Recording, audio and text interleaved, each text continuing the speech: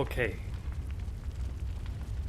It seems to be that everything is now working.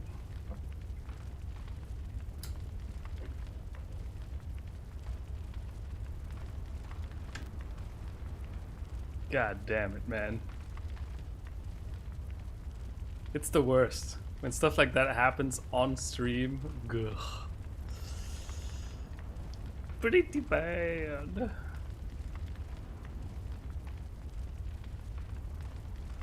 Alright. Anyway. Now, let's just pretend that that earlier thing never really happened and everything is good now. So, hi everyone! Welcome back to the stream. As you can see, we're back to streaming Bloodborne because, as the title might suggest, Queen Yharnam is still alive, right? The Chalice dungeons have not yet completed by the American that I'm playing. And yeah, which is why our way will lead us further into the Chalice dungeons and then to Queen Yharnam. Good. So, who wins the stream today? Well, SKR wins because he was the first person to type in. Okay, it's Gucci now. Well said, SKR. And then let me greet everyone else. So Pandy P, hey, Lita Gecko, Stektoys, Wankerchief. Glad to see you again. Then who else do we have? The Unluck one. Unluck. He attack, he protect, he unluck. Hi. Andres Molay. Hi. Bernardo. Icy Chills. Hi. Hashmadim. Mike. Senpai.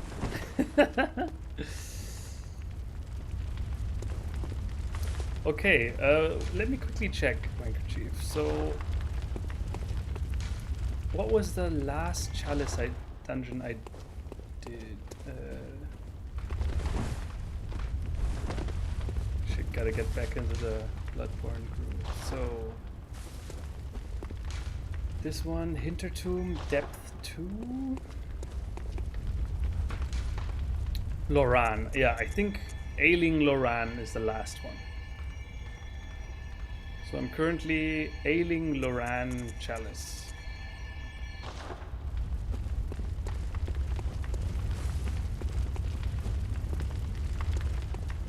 Yeah, SKR, I noticed. It was Very extra well. juicy and excellent. Just the way I like it.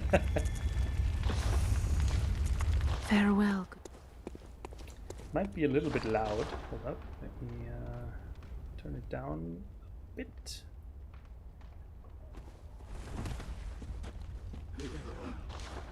Okay, buy a few Quicksilver bullets. Maybe not 165, 40 or something.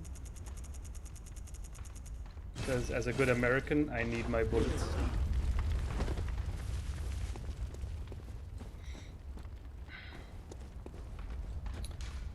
Well, but yes, Wankerchief, I might be a little bit ahead of you, but you can still race me because I'm streaming, and then I'm probably not that fast. Right. Achilles, welcome. By the way, Achilles, good job getting yourself into the newest game of Supergiant games, Hades. Great game, by the way. Really, really high quality, and it's like a roguelike dungeon crawler.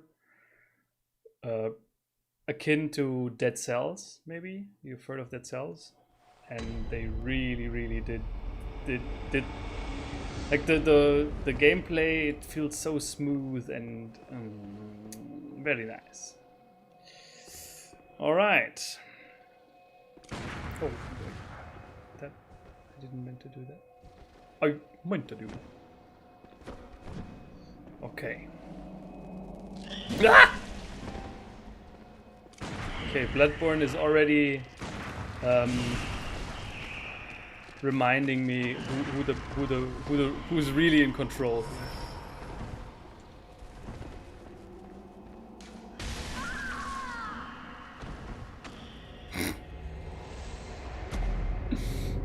Okay. Oh. Mike, how do you know that I was the quiet kid in school? Actually, no, I wasn't.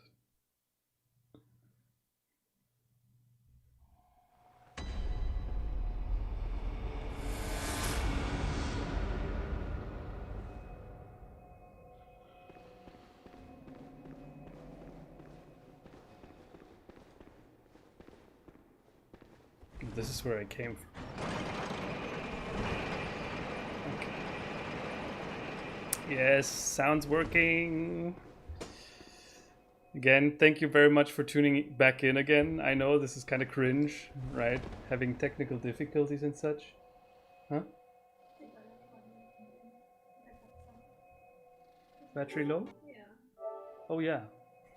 Next problem.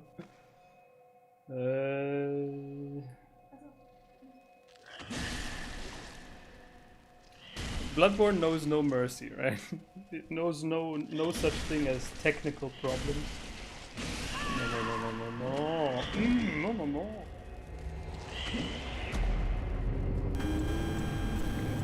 Ah, now we have another problem. You guys hear that? I'm really certain you guys can hear that. The moment I plug in the controller to the power. Uh-huh.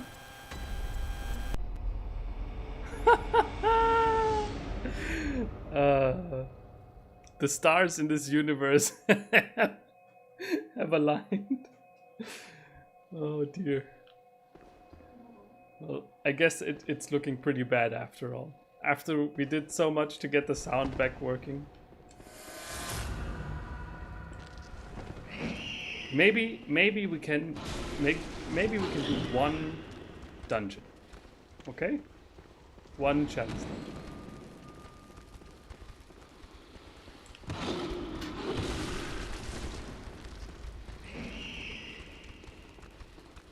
This tile set is new.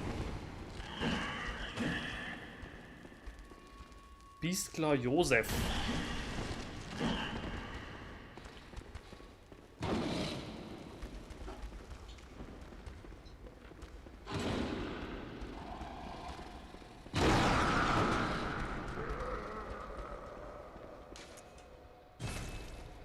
Can I die?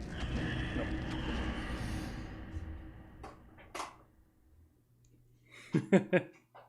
Yeah, stack those. I feel like that's that's ultimately what it leads to. Oh, Skywalker 175. Hey, haven't seen you in a while. Welcome back. Nerai Varma. Could someone post the Discord link again?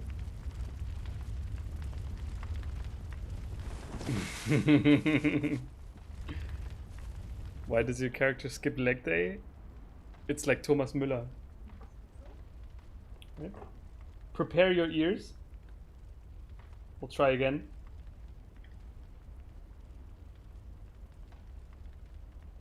Okay, there's no sound because it's not loading.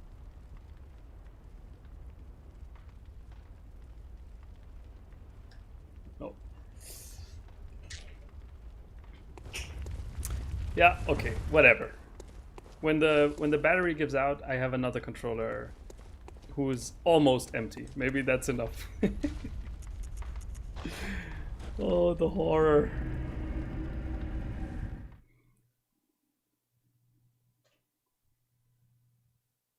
This is a 7 out of 10 stream. Ah, I'm so sorry, guys. I'm so sorry. Technical difficulties, the stream.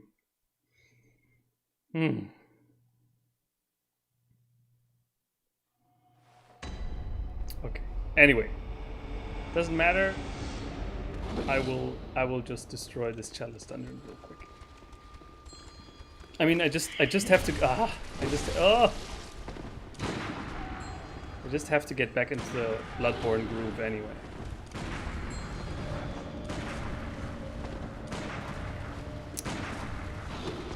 Get down, Mrs. President.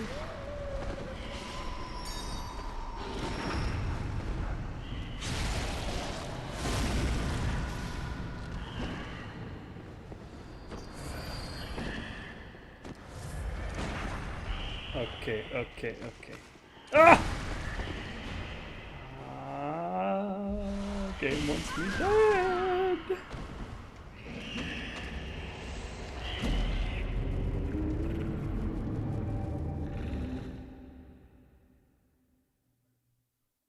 Yeah, Stefan, if I plug in the controller and let it charge while I play, you guys are hearing the most excellent sound.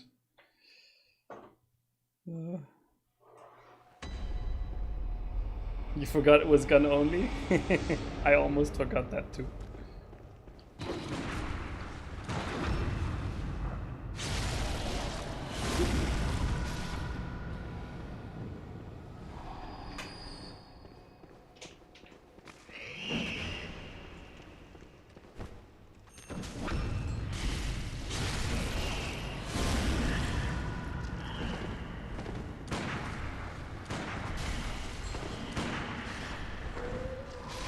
Okay, that only gets rid of one of those. Oh, gotta come. There should be another summoning woman nearby. There.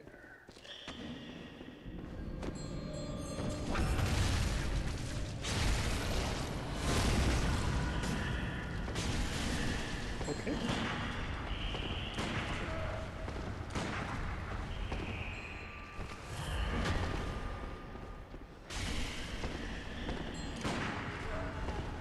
No, I'm dead. Oh yeah.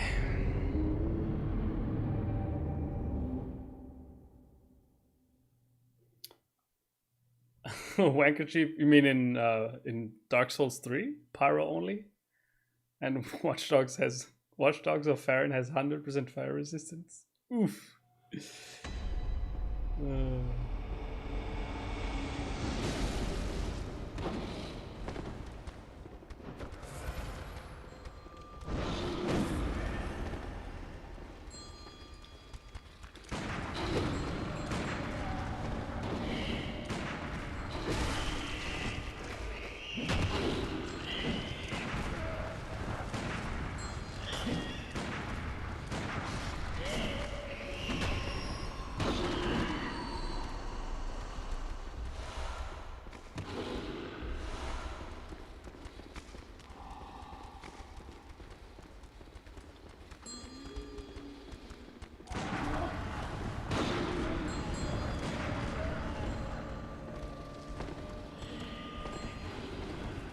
Why are there so many?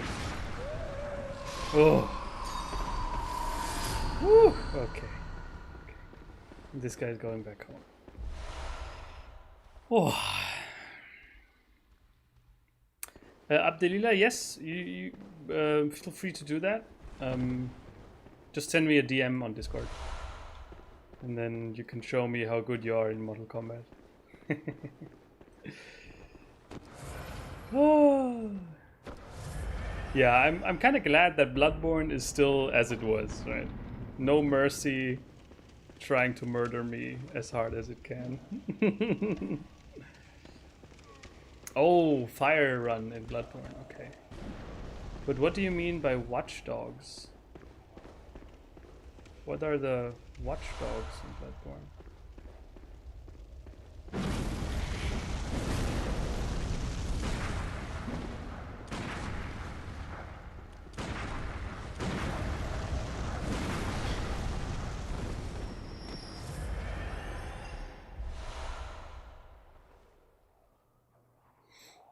Alright, see you later, stick those.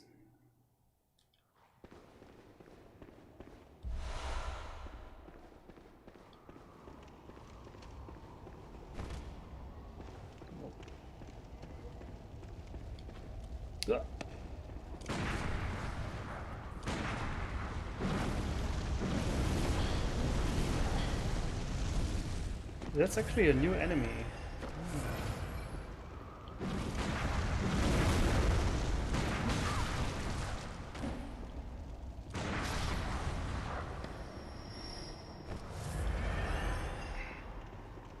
That's kind of awesome. The fact that you have like new enemy types in the Chalice dungeons.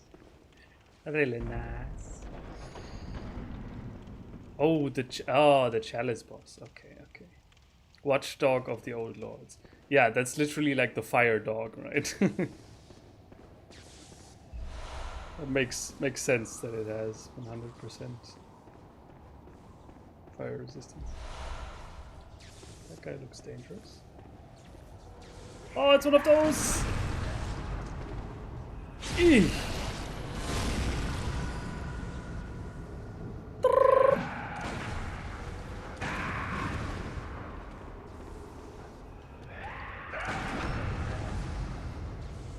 Ooh, close. Ah, I miss those guys. Fast boys.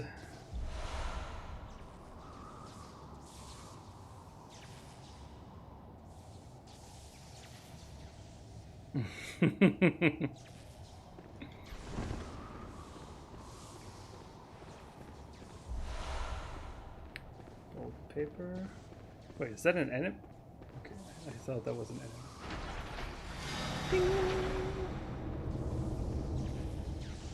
Nice.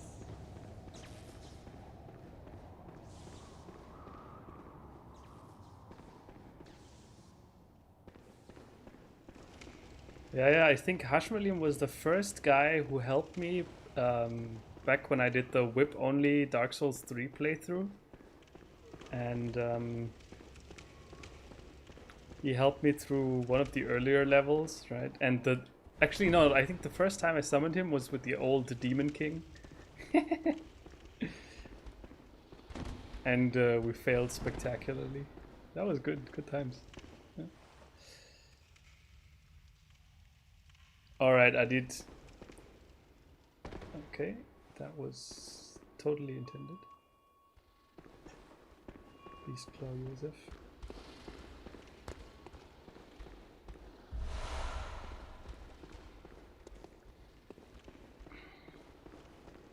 Take care, Adit. Hope to see you next time without any technical difficulties. Und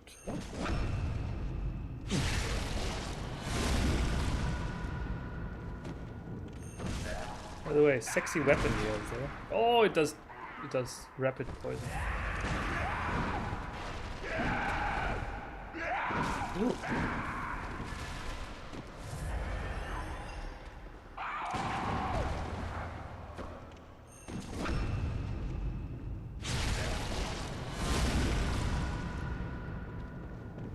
Aha! So that's how you're gonna win, Wanker Chief, huh? With an with an old save file that's ahead of me. I see. Mm-hmm. Very nice of you to wait. Sage's hair. Oh yeah, entering this room while the guys from above. What was that sound? Ah! Oh! Oh! Oh yeah, Bloodborne is not a horror game. I forgot. There are no jump scares in this game.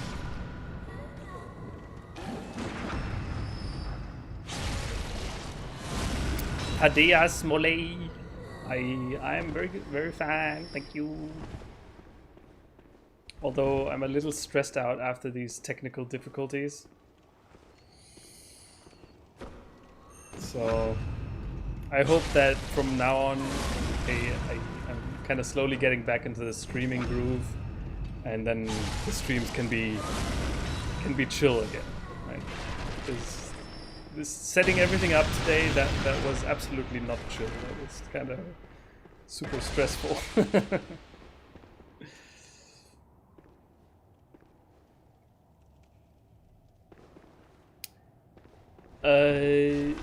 I'm not so funny. I think you might be safe, actually. I don't intend on buying or playing Ghost of Tsushima, because it is absolutely a game that's not made for me. Unlike, like I said yesterday evening in the voice chat in Discord, Nier Automata. That's some god tier level game for Andy.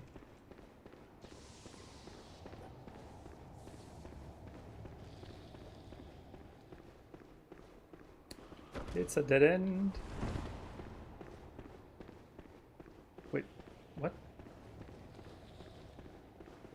there was actually a dead end in Bloodborne. I think that's the first dead end I've come across.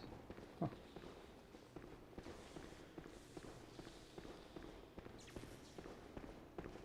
And now these are on, right? When I first entered here, these two little lanterns were off.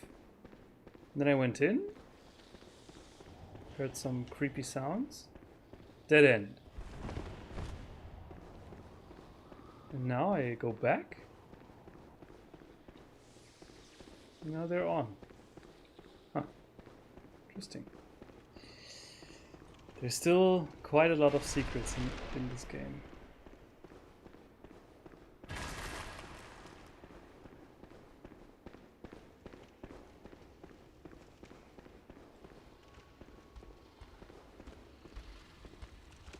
Actually, I forgot that I might have the wrong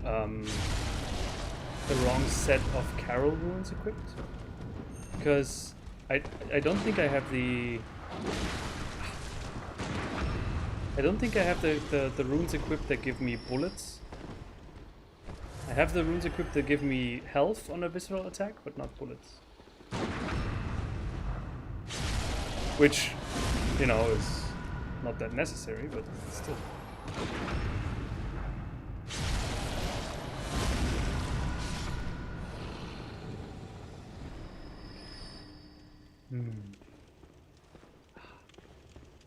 Bloodborne is such a great game.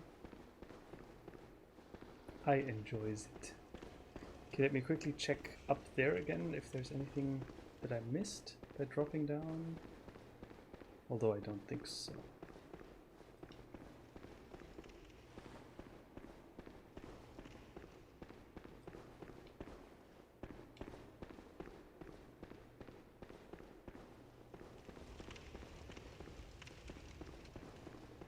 Because there was a door back here, and that was... Yeah, there was nothing here, right? Just this... Maybe here? Okay, let's continue.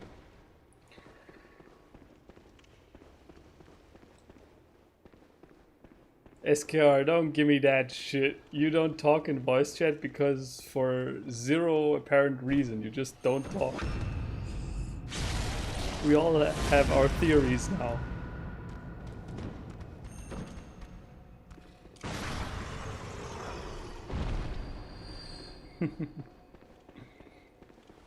Okay, I think it's time for the boss actually. That was although there certainly is going to be a side path. Yeah. And as we all know, you gotta do the side paths. Ah! Okay. Thanks, game. I missed that.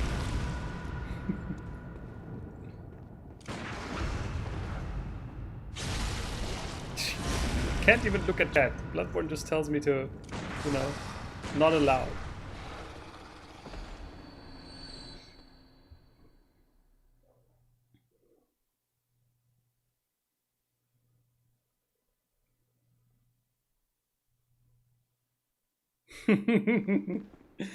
Wanker Chief, yeah man, but Bloodborne isn't a horror game, right?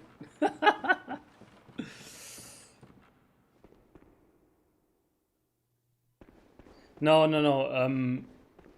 Hashmalim, if that's what you're fearing, then I can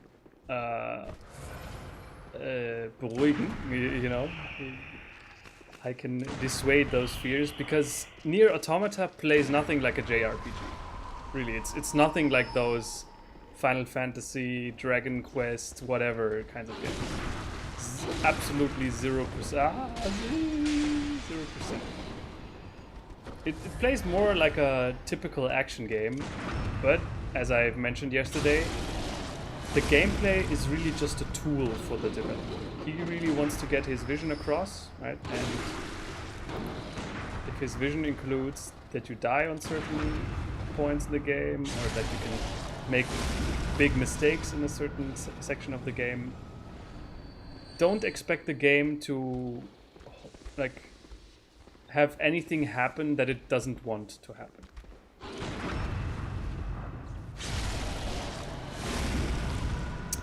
Steven Saccio. Hey, glad to see you here too on my technically most elaborate stream yet.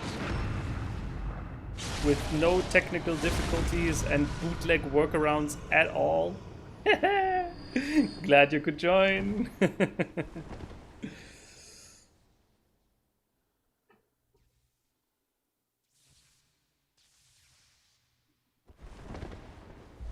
Yes, and listen to Bernardo.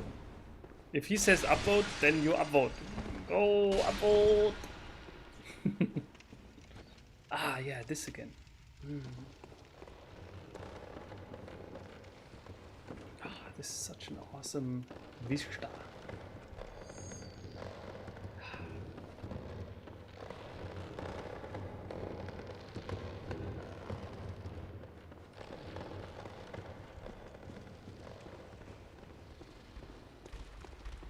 Ooh, that was close.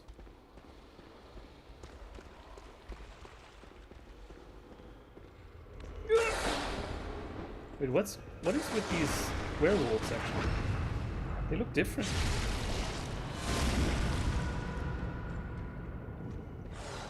They look more bloody.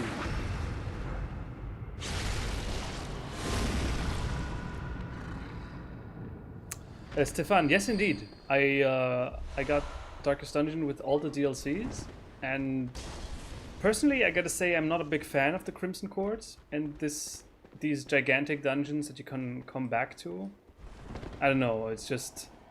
And I must say, having now completed the game, I must say that after a while, like towards the end, when I had enough characters to do all the Darkest Dungeons, right? Since they refused to go in there twice, it just...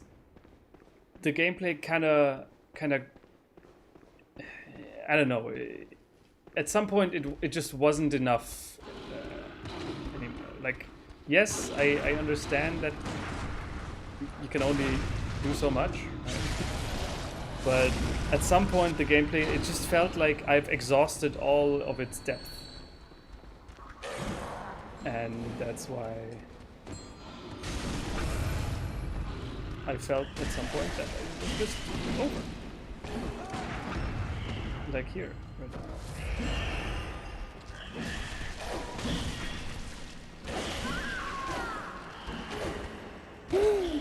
At some point it just didn't feel like there was anything new, and then the last two Darkest Dungeon quests were kind of a slog.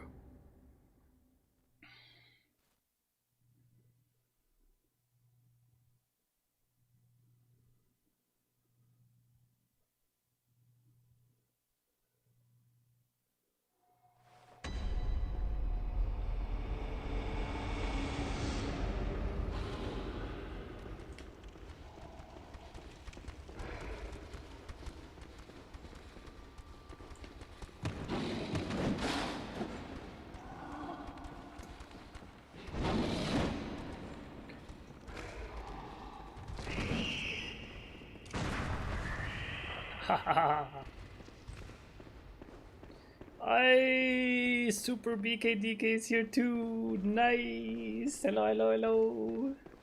You came in just at the right time, because I've just now been able to set everything up properly, more or less.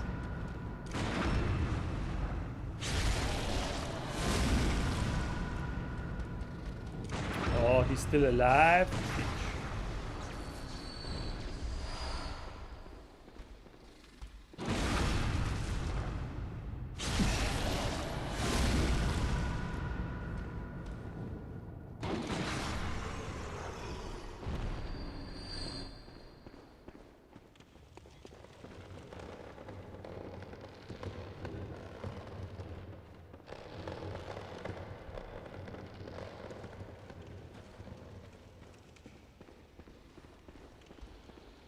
Okay, I'm not going to fall down here again.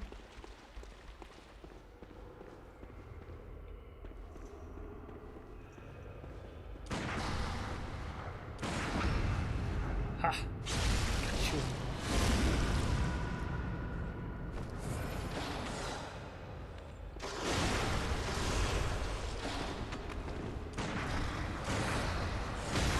Oh no! Wait, did I? Oh my god, I think I actually just lost 100,000 blood echoes or something. Nice! Oh dear! Wow, I just lost 100. I'm currently a little too stressed out to even think about it, but the more I think about it, the less I should think about it. Wow. 120k blood echoes just poofed. Nice.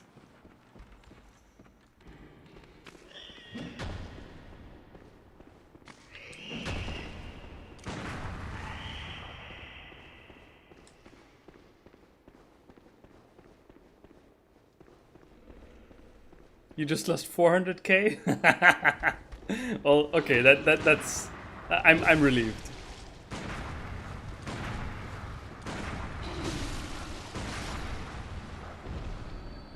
It happens to the best of us, right? That's kind of the name of the game. At some point you will lose. How?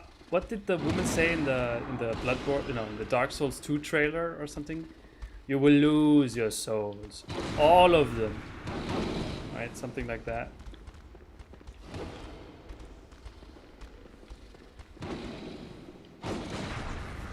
Oh.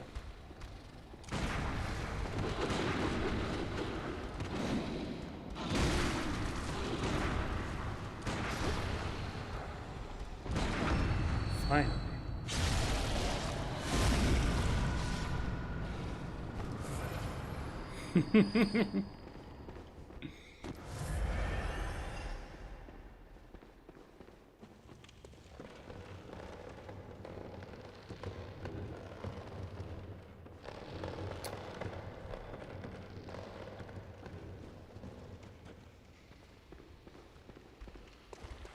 Wait, what? Is that your new title, BK? Classic American guy? I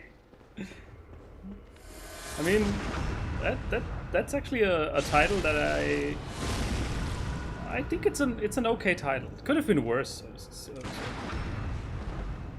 If I'm honest, could have been actually worse.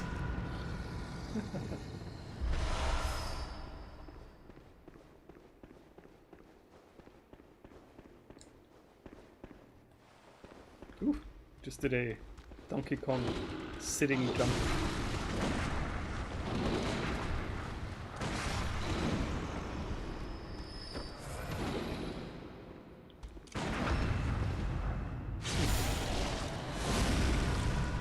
No, not you again.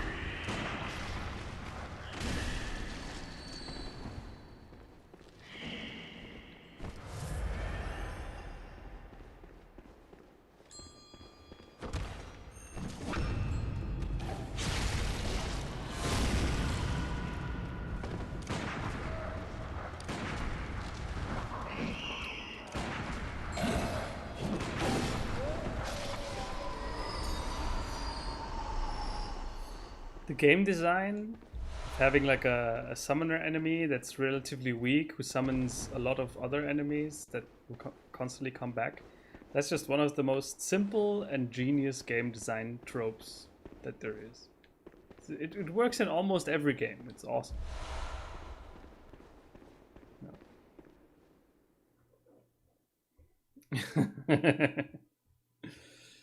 Yeah.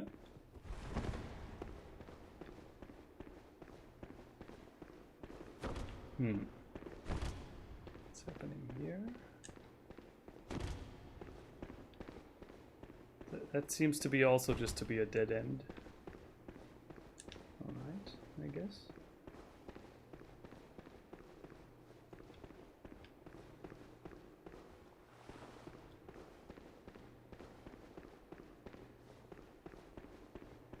I feel like that might just be subjective, but it seems to me that the further you've come in the Chalice dungeons, the more labyrinthine everything gets.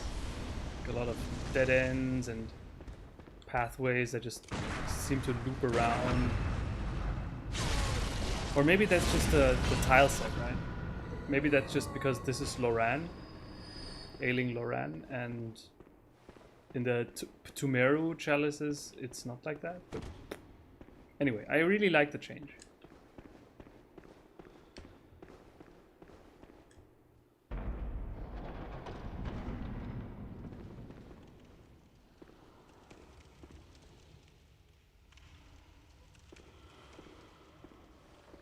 Is there...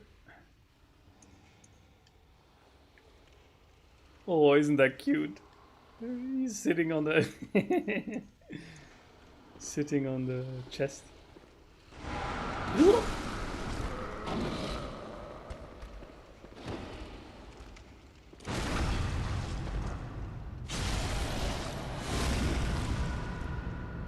Oh. Okay, that got their attention.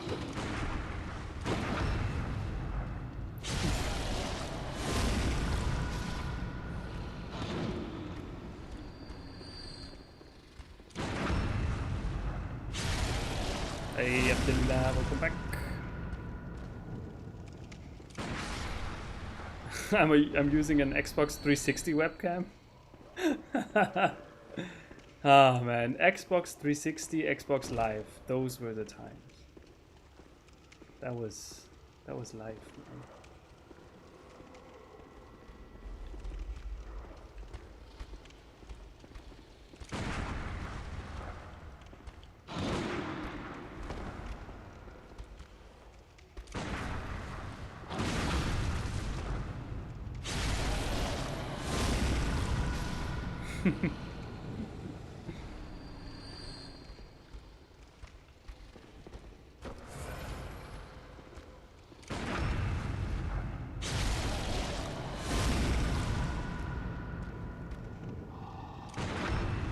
Okay, good. What? Dislikes? Why? What have I done? Although maybe what I have done was technical difficulties, so... Oh.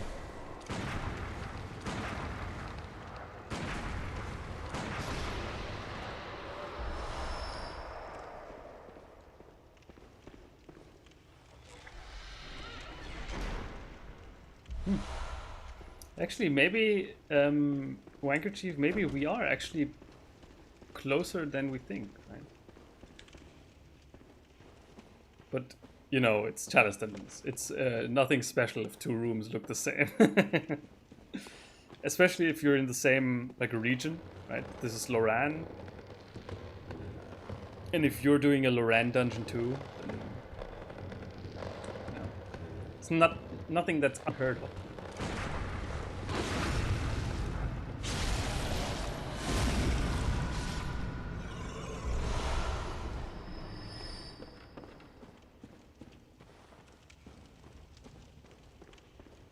Oh, this looks like a treasure room. Yes, treasure room.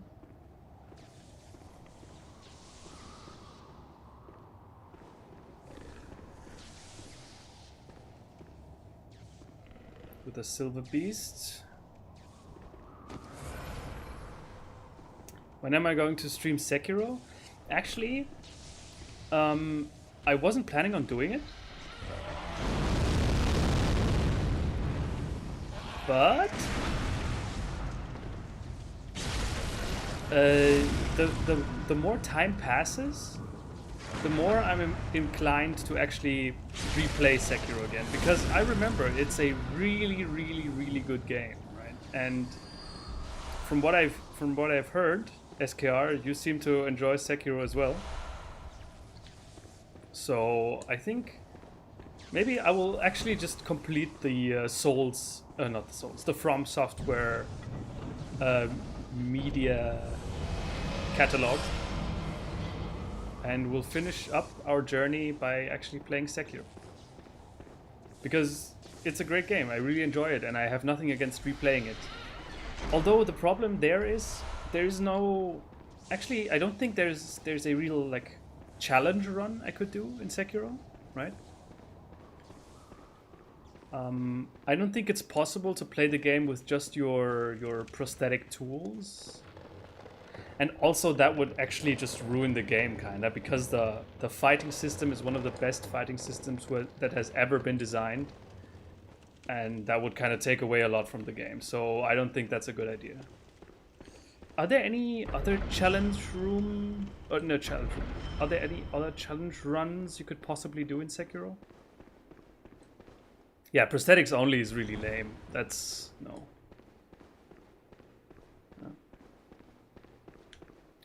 And BK, you actually took the words right out of my mouth. It's shaping up to be exactly like you said that. Oh, that's the room I was in. That when I hypothetically finish Sekiro, that would be around the time that the PS5 comes out, and I would be able to just bam continue on with Demon Souls. Although, as it looks like right now, I mean, I haven't pre-ordered the PS5 because I don't see a reason to. We shall see if it, you know, with availability and all, if there are some problems there.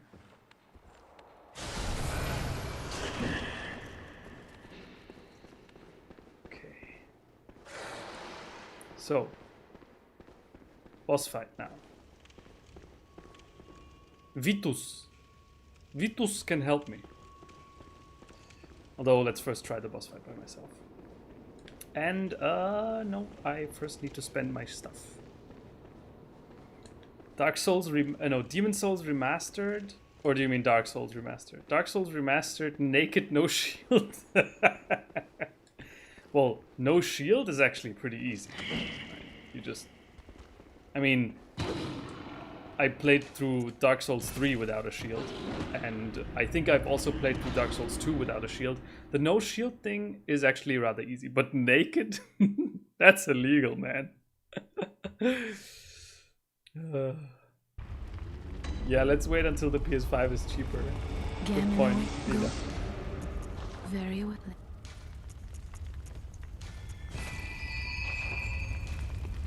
Farewell.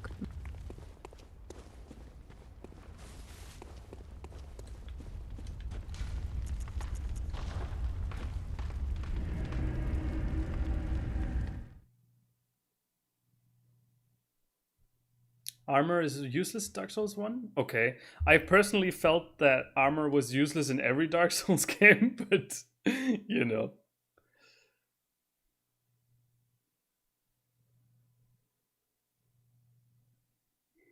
SKRN, I totally understand. I totally understand that sentiment. And it's fine, actually. I think in many aspects, Sekiro is the better game. But... if like for me, my favorite games have nothing to do if they're good or bad. They're just made for me, man. All right, what boss will we get?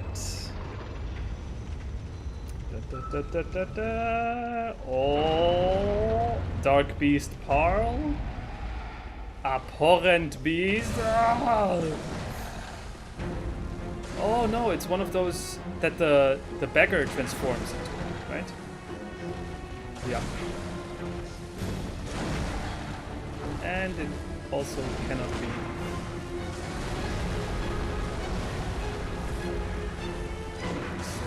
stagnant. Great.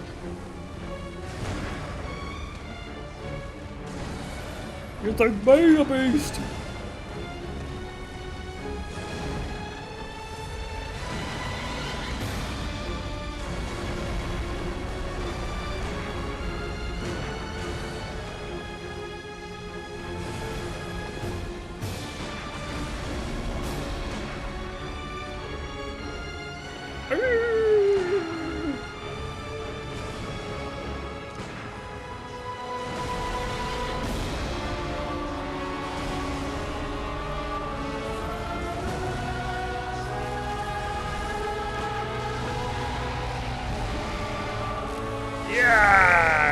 Rip it out of his face. Haha.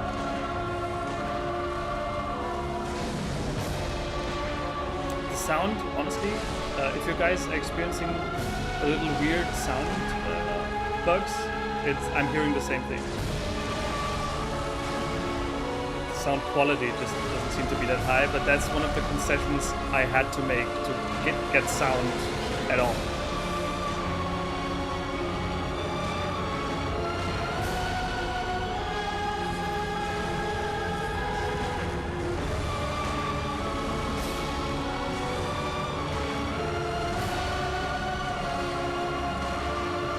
No!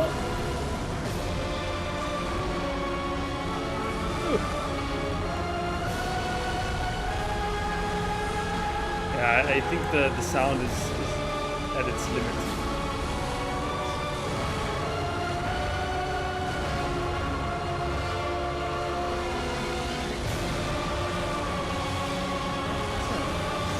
It's a little annoying. Doesn't sound good. No!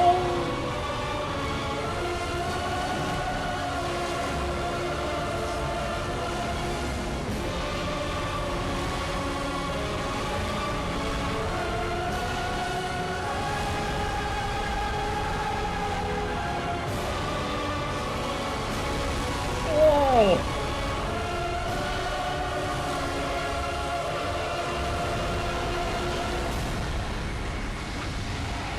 Alright, I think we got it. Suck! Oh, not quite. No. Yes! First try, baby!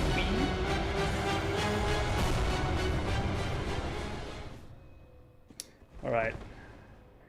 The reason why that sound was so fucked up, because I think it actually would have sounded kind of epic and cool, but yeah. Is, you see, I'm going to explain the sound setup that we had to resort to due to the technical difficulties. So, as explained earlier, the controller on the PS4 has an audio output, right? And a day ago or something, I used that audio output to output audio to my headphones. So, because the TV I'm using to play PS4 has really shitty sound. And since no one else is listening, I thought, why not? And the headphones have really good sound. So everything was cool. Now, however, there seems to be some bug or whatever in the system that prevents the sound from, or the capture card from capturing the audio that comes out of the HDMI port. For I don't know what reason. But the capture card has a audio in. So what we're doing now, this is probably like top tier cringe for any hardware and software person. Illidan, cover your ears. I've set the PS4 to output sound via the controller, right? All sound is now coming out here. And I've put in an aux cable here that now goes into the aux in port of the capture card and is being used as the audio signal for the stream. Now, since the audio signal is being distorted and compressed and ripped apart multiple times, that is why it ends up, like when it gets really loud and there are a lot of sound effects simultaneously, it gets completely ass, as you've heard right now.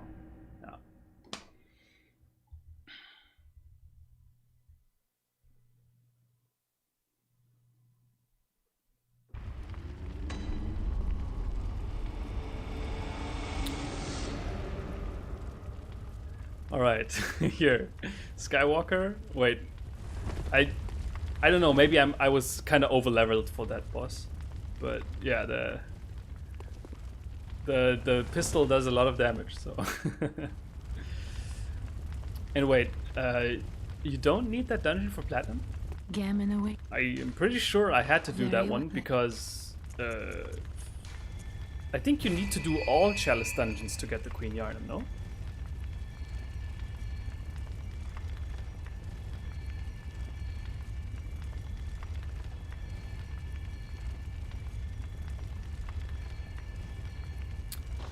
Ghost of Tsushima and Sekiro Farewell, are good not hunter. similar at all. May you I think the similarities stop at them both having a protagonist with a katana. That's about the entire extent of the similarities between Ghost of Tsushima and Bloodborne. They have Sekiro. I think they have literally zero other things in common.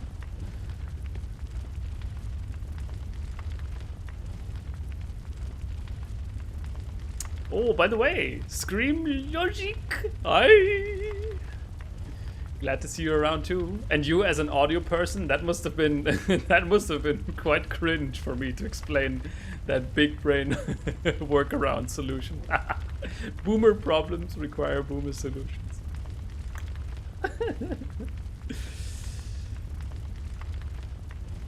Es hagelt. Oh, that's what I heard. I was thinking like, oh, the rain is pretty loud, but it's actually not rain, it's hail. Oof.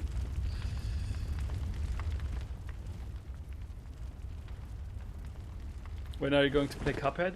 Actually, so I think I've said this a few times on stream, but the main reason why I don't like Cuphead is the audio. This there's just something about this grainy, old school audio that's just, it just triggers some stress hormone in my brain. I can't play that game for more than 10 minutes. But actually, if you guys would like to see it, I might actually do. Actually, that sounds like a really good idea as a next game, Cuphead. Yeah, all S rank, right? We might be onto something here.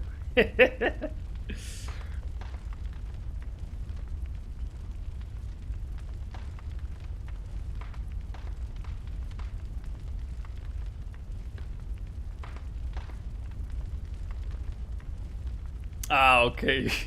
You're just making fire music. Nice one. Good. Alright, so. Okay, Hintertomb is actually probably one of those Chalice dungeons that I can overwrite. Lower. Central. And what is this? Lower Hintertomb. Let me quickly check, because it's time I override something. So, first one was Tomorrow, then Central, then Lower. I think this is the furthest Tumerian Chalice I can do right now, but I don't have enough Arcane Haze.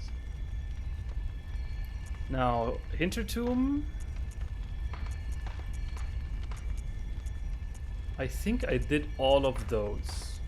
Pretty sure I did all of those. Or maybe not this one. No, I got the Root Chalice, so I certainly had to have done Lower Hintertomb Chalice. So I did all of those. And then Ailing Loran, I did the first one. And now I could do Lower Loran. Or Great. I need Arcane Haze here. So the only one I can do right away is Lower Loran.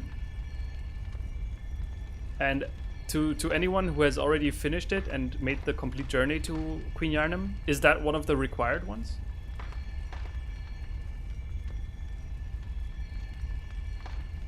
While you work that out, I really need to pee. I'll be right back.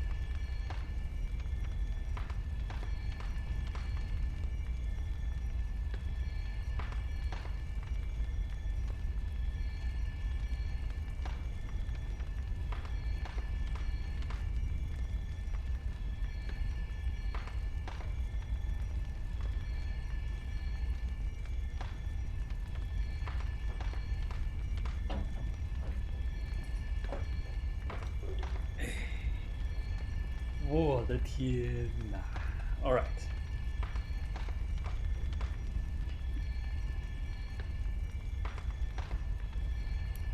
Chair stream, let's go. You already took over for me. Isn't that right? Okay.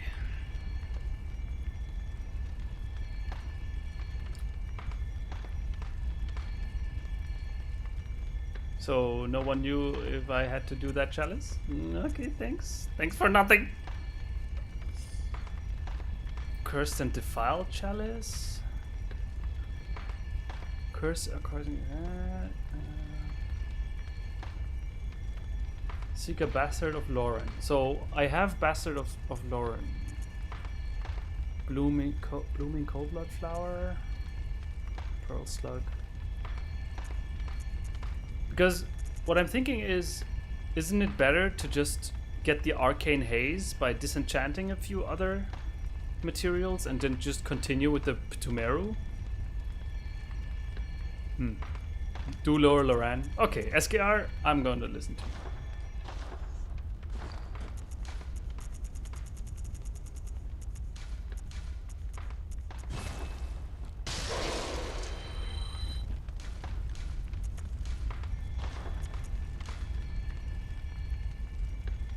Ritual Blood 5 and Blooming Cold Blood Flower. Okay. Here we go! That's the first depth 5 dungeon I'm actually doing now, so yeah, Scream, I've heard about that. Apparently, to get Cyberpunk out in time, they are now mandating crunch. Which personally I didn't think that was actually possible in in Europe. But maybe Poland has different laws. But yeah, man, how could you let that happen? I'm kind of disappointed, Scream. Why didn't you just go in there and say like, stop. Talk to your fellow countrymen and women.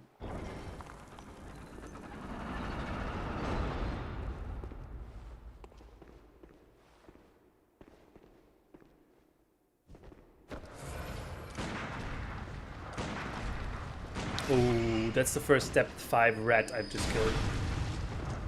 Oh, the first depth 5 visceral attack. Everything depth 5 is like... Oh, the second... Oh, the first depth 5 visceral attack that didn't work. Yay. Depth 5. So nice.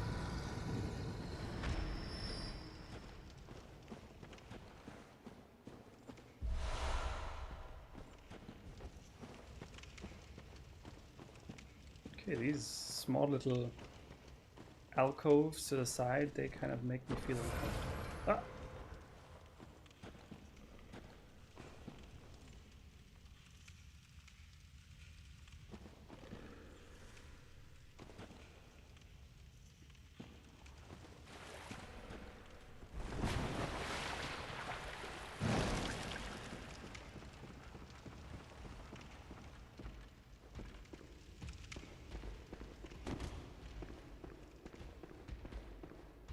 Are you guys playing Among Us in the chat again?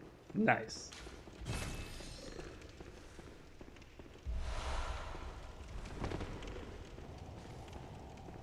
Oh, nice.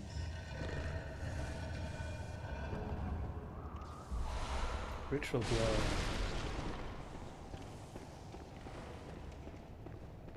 Oh, Silver Beast has a mental episode.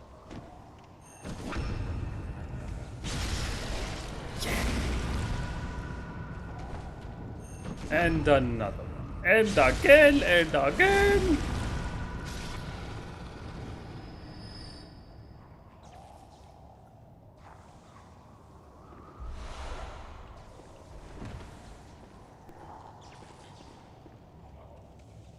Ooh, BK, that's a hot take here.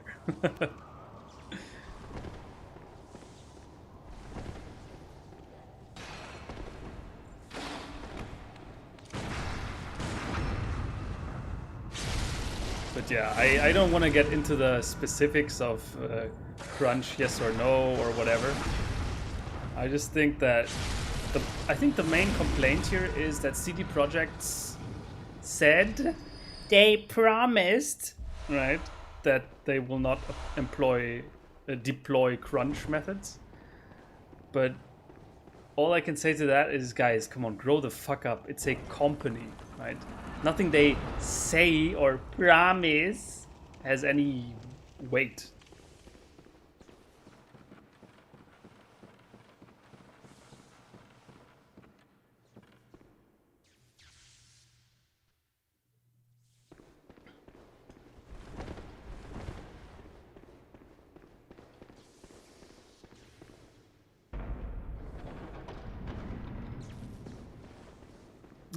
That's also an argument that I could get behind, right? If you decide to go into the gaming industry, you kind of know what's coming about. I mean, you hope that it never comes to crunch, but it's like, you know, it's there. Oh.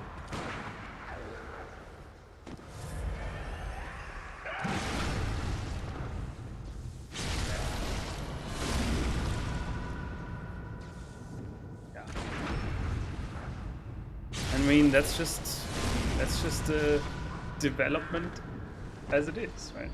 At some point, you gotta say, okay, we need to finish this product right now.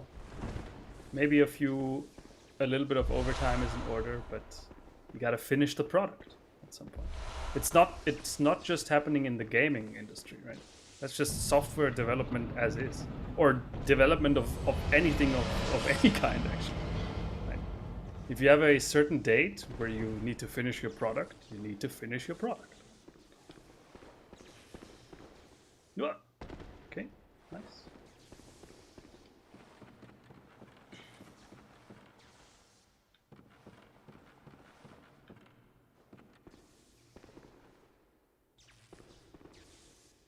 Eight hours each week. A working week of 8 hours. Nice, that's less than 2 hours per day.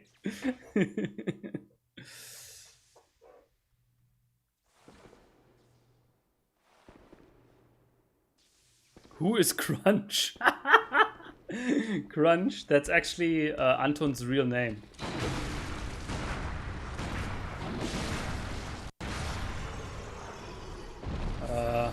Yeah. David, it's like new hot fact that you maybe didn't know about yet, but Anton's real name is actually Crunch.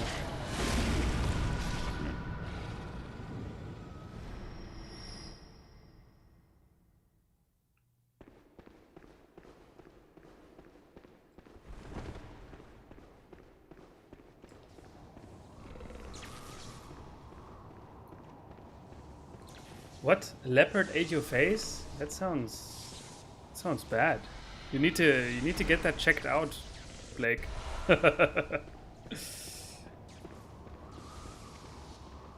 I've heard that leopards can even sometimes here have diseases and stuff. So if a leopard attacked you, it's not good. Of course, I know it was a metaphor.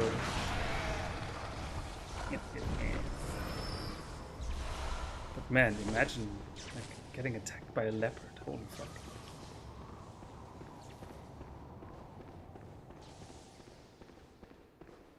Are you guys actually playing Among Us right now? I love it. That's awesome. Oh, bloodsucker.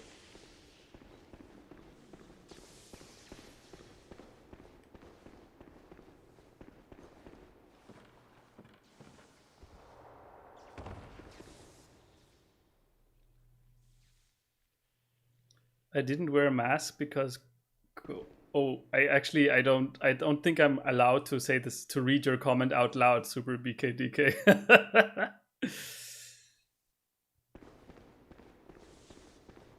But yeah, I totally get your point, and to a certain extent I really agree with it. Oh, I just now remembered that this was a side area. So.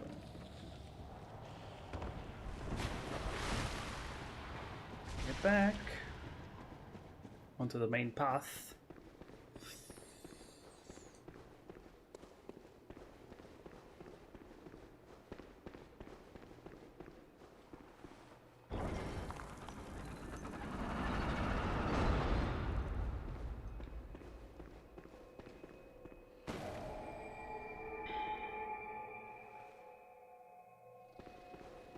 There's nothing to do with the stream being boring, I'm sure.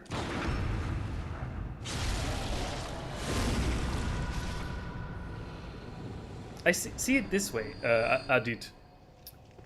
I'm bringing people together so that they can enjoy a round of Among Us together. Right. That's what I take away from it. Yeah, they might not be 100% interested in Bloodborne, but that's okay. And Bloodborne isn't for everyone. And at least they're in the stream, right? They're listening to my ramblings. All good. Saul good, man.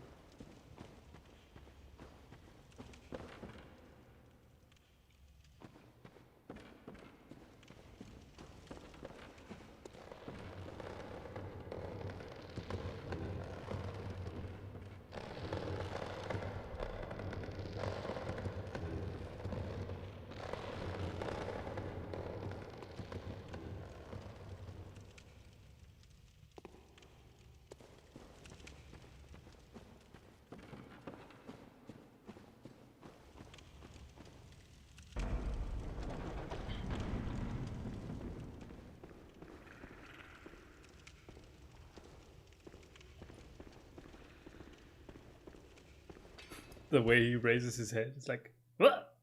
Oh no! Oh no, game, please give me the power to at least. Oh.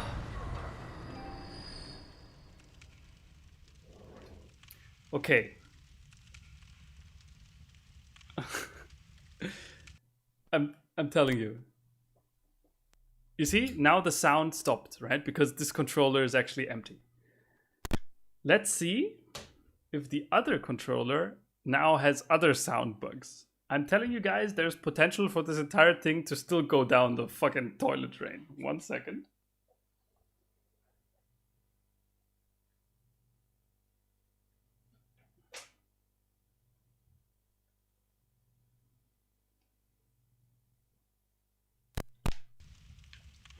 Oh, would you believe it? It actually just worked plug and play. Today's my lucky day, I think. And you know what? I'm gonna celebrate this by getting myself Corona.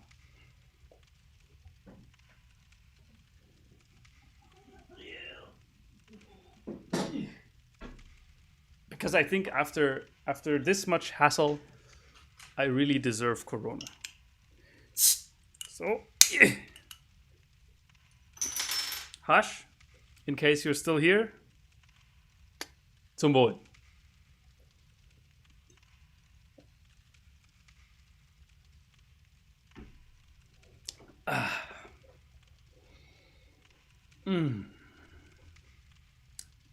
Good.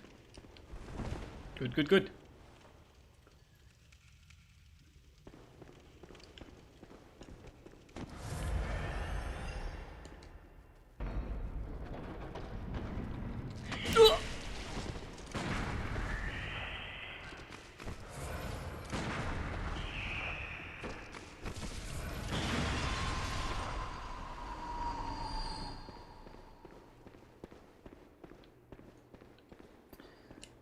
As someone who has not studied the YouTube guidelines, I think I've asked this before, but drinking alcohol on stream, is that actually... I mean, this isn't alcohol, right? But it's of course, it's just I filled apple juice into a bottle of Corona. Just, you know, because I would like to know how is YouTube stance on showing alcohol consumption on stream. And Twitch, by the way, as a comparison. It's not on terms of service. Okay, good. It's haram! Is it? Okay. Well, good thing that doesn't apply to me then.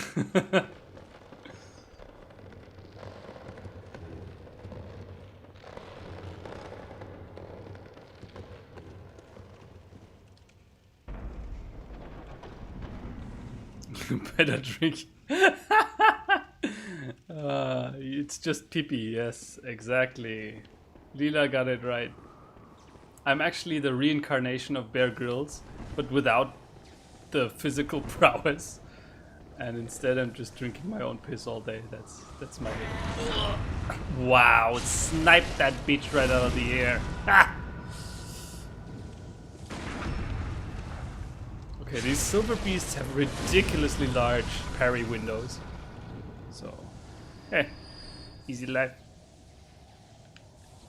Hey, not bad. And I assume German scream, right? Not Chinese or something. Because my wife actually had a 300 something day streak in Duolingo with Chinese. And then due to a weird bug, it just deleted the streak. And that was kind of eh.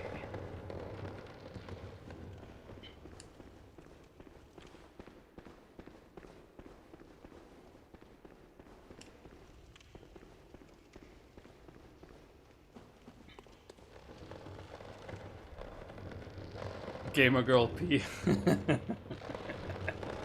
The next evolution of bathwater is gamer girl pee. But I'm sure you're not allowed to sell actual pee.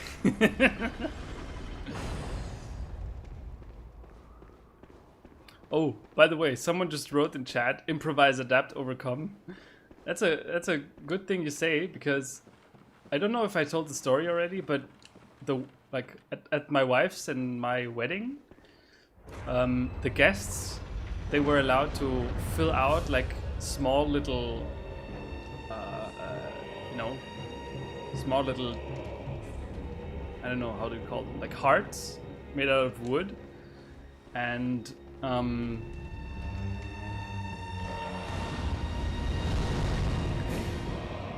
that's the boss. And you could write whatever you wanted on those small little hearts, and then they were all pinned to a wall, so you had like a collage of those things. And my cousin, who's an absolute Chad, he wrote like improvise, adapt, overcome.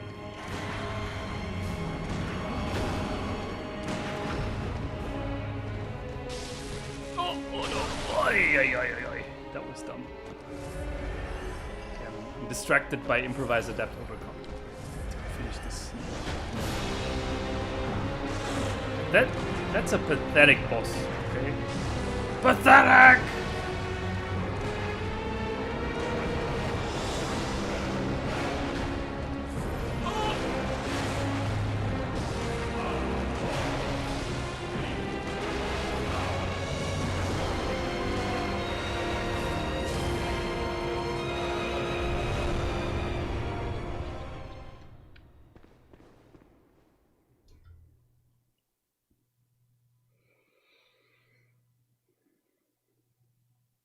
Ah, Chinese, nice.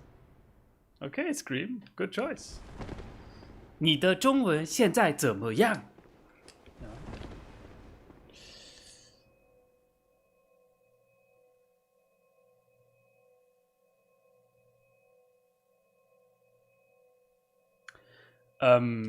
Super BKDK, that opens up another question that I had. So, since I have basically zero information about Cyberpunk, how are the tech specs you need for that game? Is it actually is their goal to set like a new bar, right? To set the bar to a new high standard, or would anyone with a normal PC like I have just be able to play that game?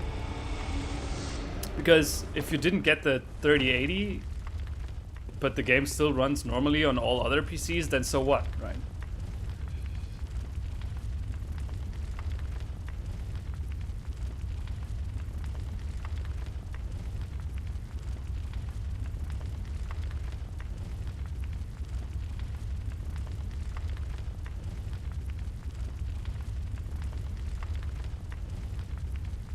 750 GTX is the minimum requirement. I know nothing about graphics cards actually. I don't even know what card is in my PC at the moment. So you're saying 750 is the lowest, the minimum requirement? That's actually that doesn't tell me anything.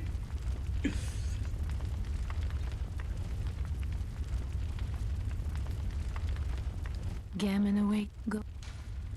Very well. At some point, I just completely lost track of all this tech lingo.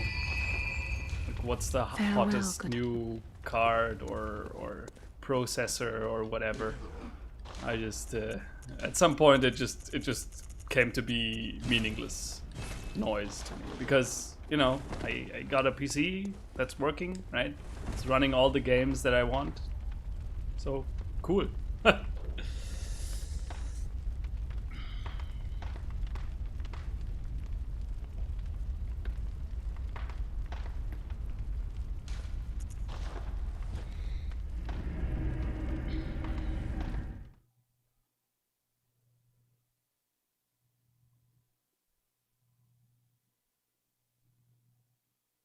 Ah, okay. I see, Illidan. That's interesting. So I guess, yeah, it's having having Cyberpunk with the newest equipment is less of a gameplay and frame rate and issue, and more it's more of a just you want to experience, like it's more of a tech enthusiast issue, you know? Because you want to experience all that new, like these new possibilities. I understand. Okay. I could play it. Yeah, but I won't. Theoretically, it would probably run on this PC too, but...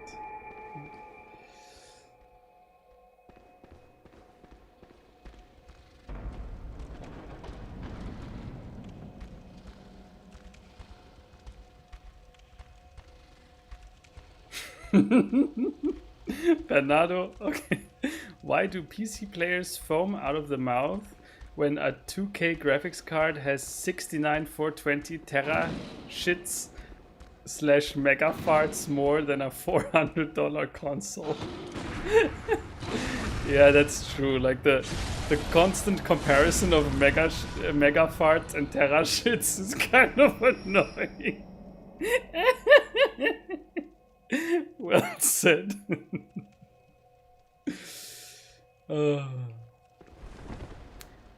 Okay, someone asked me about Elden Ring. Now, unfortunately, since my Japanese is negative, I cannot even pronounce that name. So, sorry, Takashi. I am indeed excited about Elden Ring, but excitement for me is less like hype and more of a I am how do you say, like I'm skeptic but optimistic. Okay, that's basically my deal.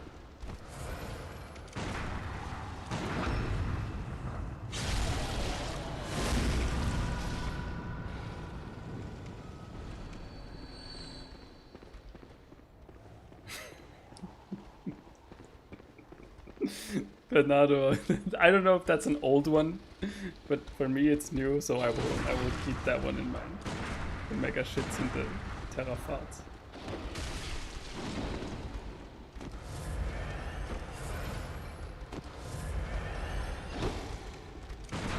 Ach, verfickt.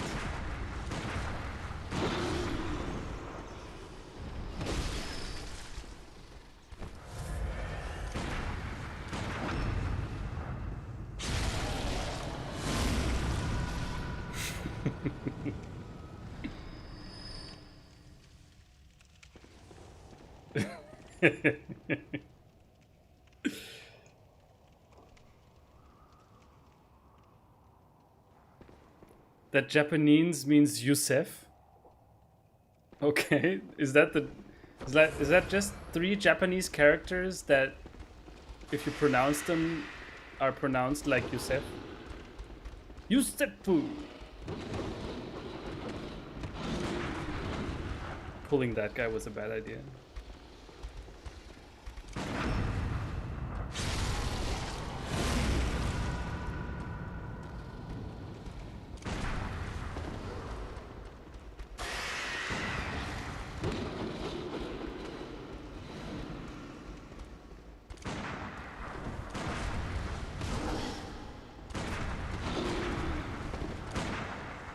Oh, he's matrix dodging my bullets.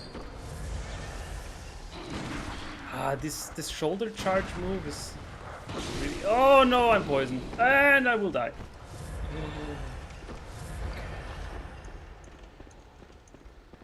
Jump, jump, jump, jump, jump.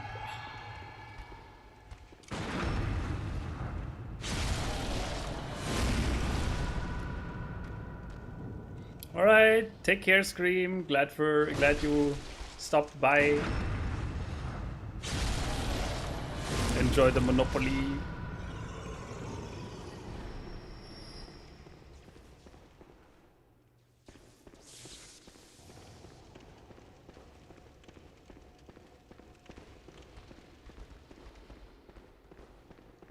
Okay, this is the way forward. This big room here has multiple exits. One through this poison pool. And then up here.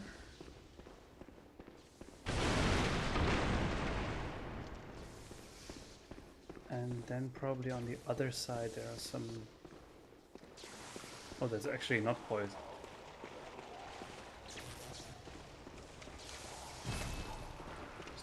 From this side.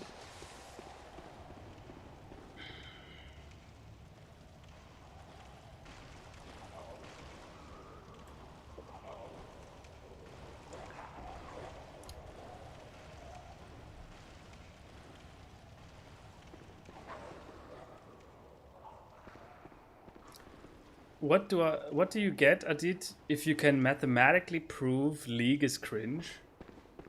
Go right ahead. I dare you, motherfucker. League is cringe mathematically. Okay. You have my curiosity now.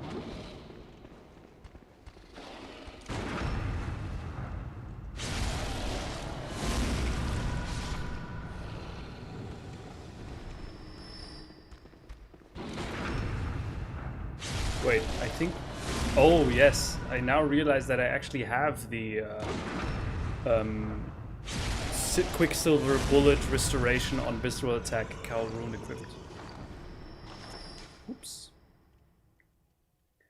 So, Visceral Attacks restore 300 HP, Visceral Attacks grant 2 bullets, and 10% max HP.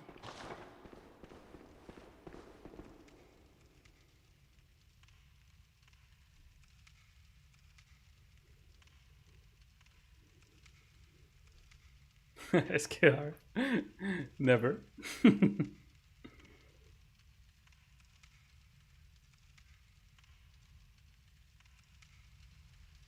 Skywalker. Ah, yes, that's actual mathematics right there. League equals cringe. Well done. Well done, my friend.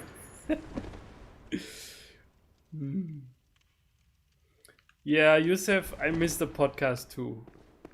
Anton is kind of...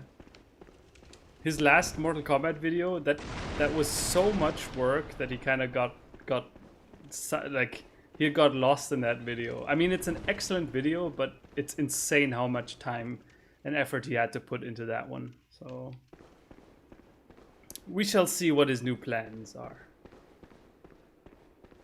And maybe at some point there will be a podcast. What? Is that just a fucking pointless hallway? Come on, Bloodborne. You are above this. That's just actually just a completely fucking pointless hallway. Okay.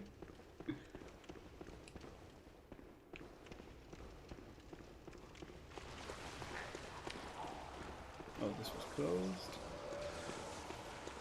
So that's actually the only way forward is here.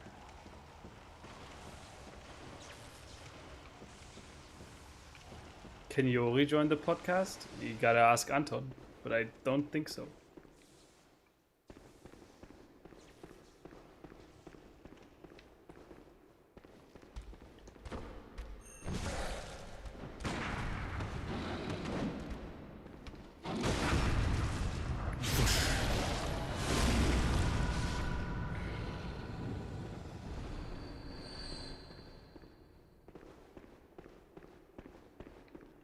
Enemies that just sit on the sidelines, not attacking you, are so inexplicably hard to detect.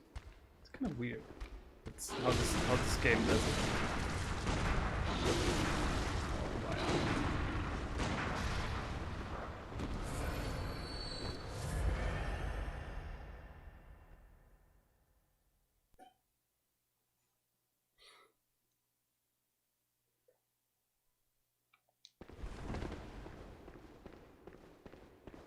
Yeah, you think that's going to convince Anton to do the podcast earlier? By just saying like, hey, if Yori is on the podcast, will you do it sooner? Maybe. Maybe. Actually, that door back there, I think that was just a side area inside one of the main areas. And I'm going to hold off on doing that until I've explored the main area.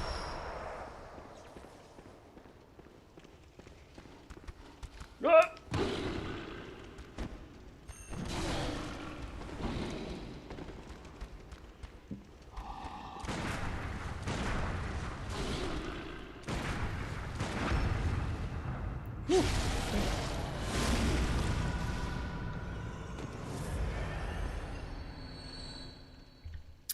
Yeah, I actually thought about doing a podcast by myself, right? But then again, I don't want to take that away from Anton because Anton's the best.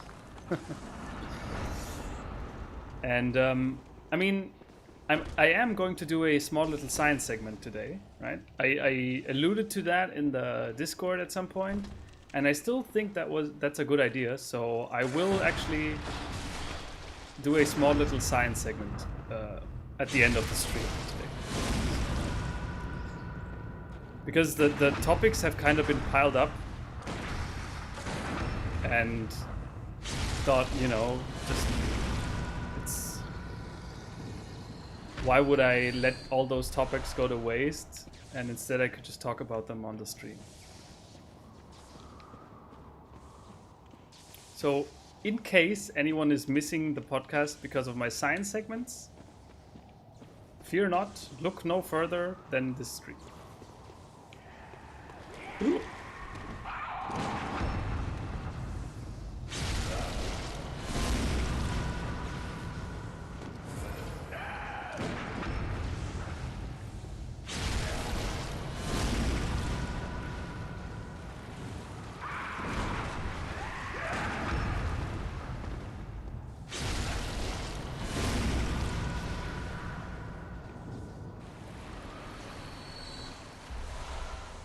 Oh dear.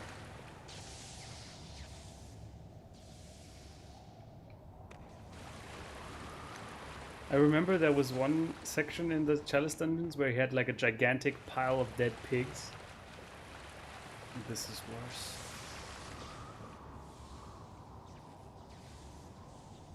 Oof.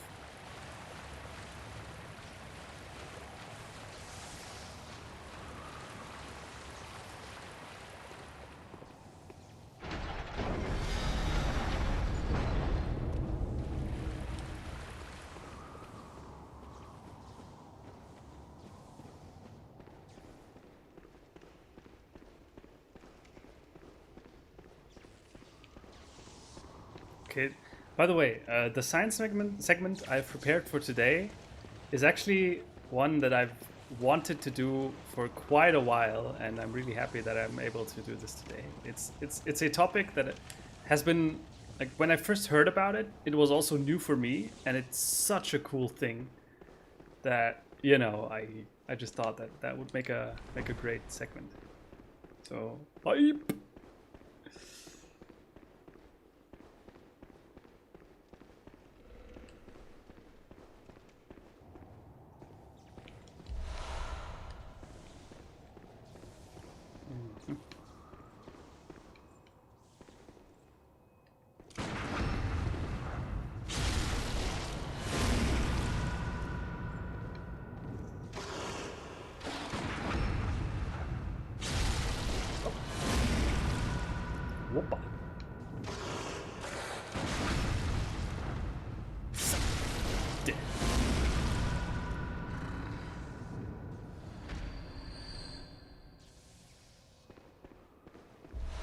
Oh, lila gecko, that would be really cute. But I'm afraid that it comes like it sounds like a really cute and good idea, but it comes. I think it would probably come off as kind of weird because I'm not talking to the camera and.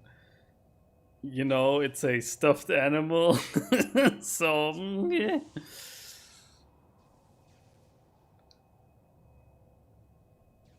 Skywalker, weird question, but have you read Berserk? A lot of From Software games take inspiration from it, so I was curious.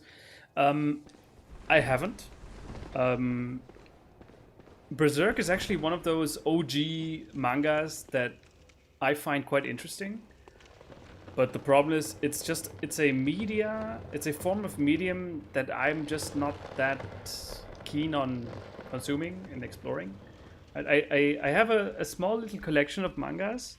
In case anyone knows them, they're called Spriggan. It's just 11 books. But that was something else, man. Those books, they were absolute top. And they really gave me like an appreciation of what mangas could do. And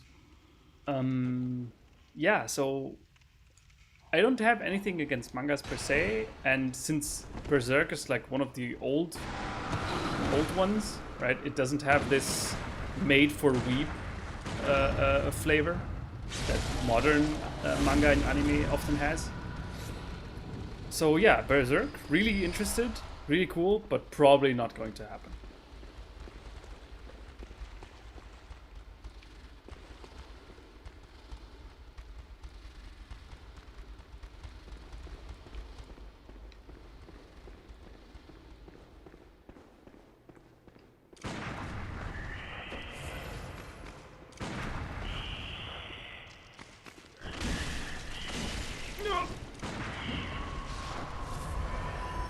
That's a lot of fog back there.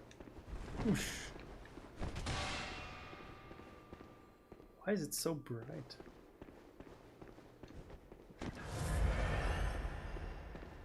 And in case you guys don't know Spriggan, you actually just need to check it out. Spriggan is fucking top tier. Okay, top tier. Oh, I'm dead. Okay, that section's actually fucking horrifying. A summoner woman and 2 werewolves. Oh, jeez.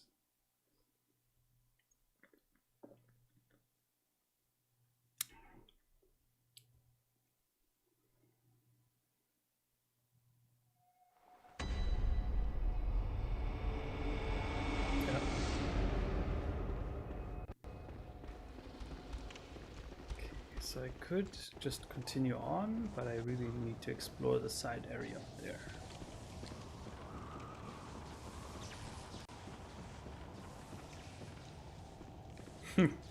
Is that the hole you just fell into? Awesome. It's kind of cool, Wankerchief, actually having you tell that, or having you like give reports on how you're doing while you're at a similar point in the game like I am. That's pretty cool. Oh, the sound just failed for a second. Oh no, sound, please.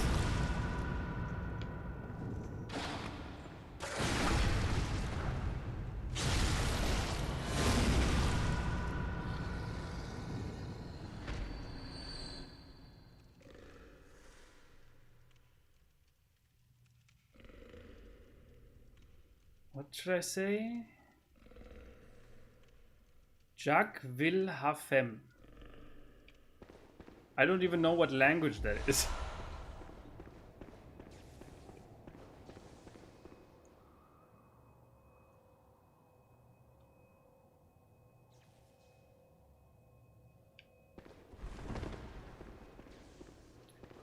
Would y'all rather work 8 hours of pure nothingness or 4 hours of nothing but work?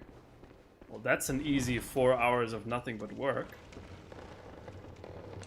Because it's like, people always complain that I have too much to do, but I think the worst thing that's actually the worst thing that can happen to any human ever is actually just having nothing to do. That's it's as close to torture as I can imagine. And 8 hours of that? Bruh.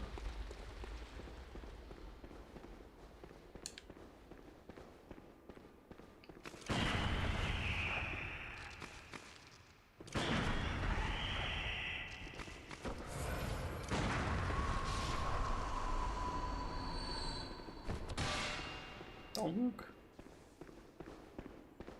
Okay. Actually, is it possible for me to pull one of those? Oh. Okay, they're blocking each other. That's cool.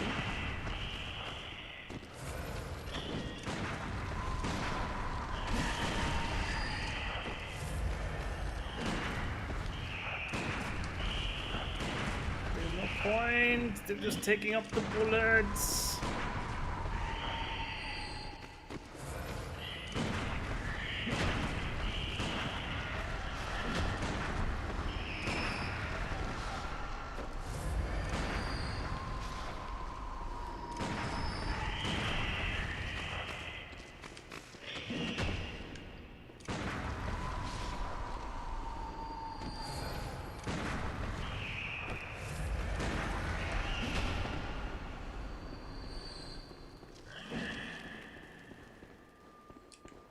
Maybe with the beast being here, that's actually the opening I need.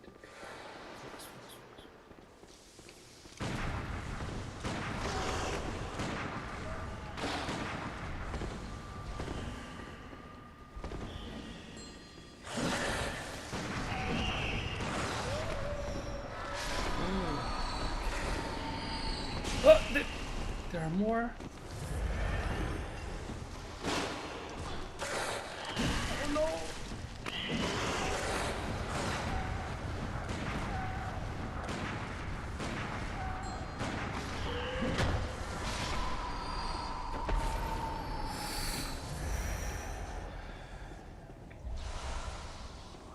Oh.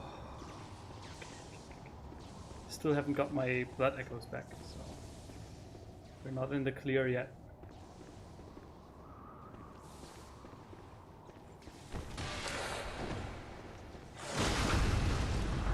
No! Fuck you, game!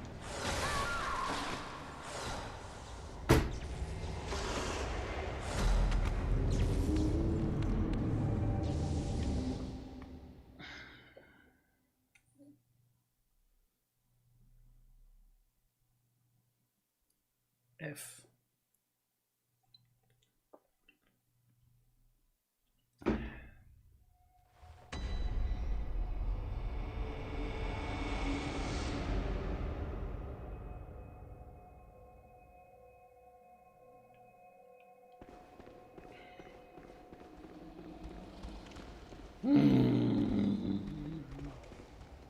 All the bullets wasted.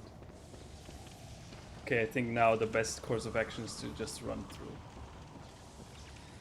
Oh, 他妈太讨厌了。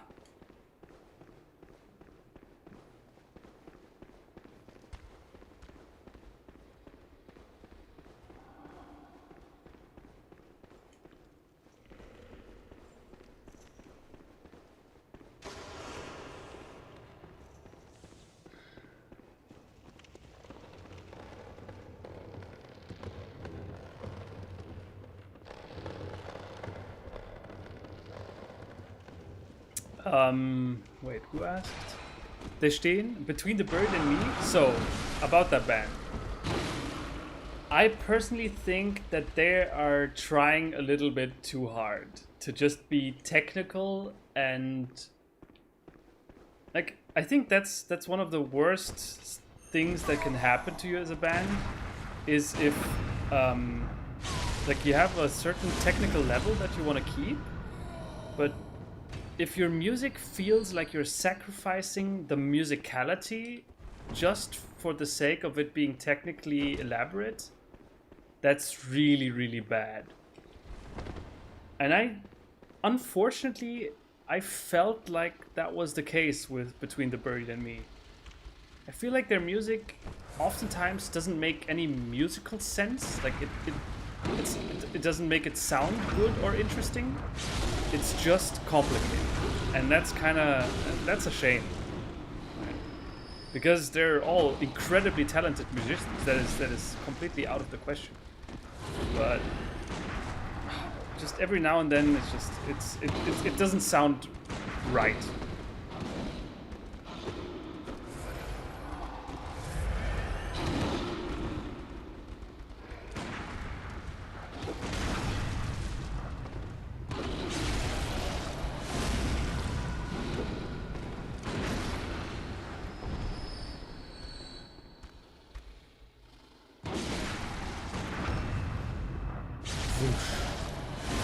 安迪不高兴，哎，对啦，太过分了，这个游戏。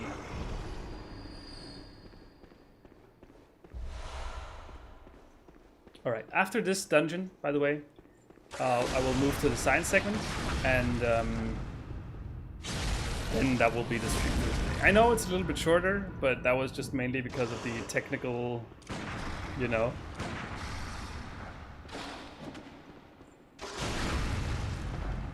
Technical yikes.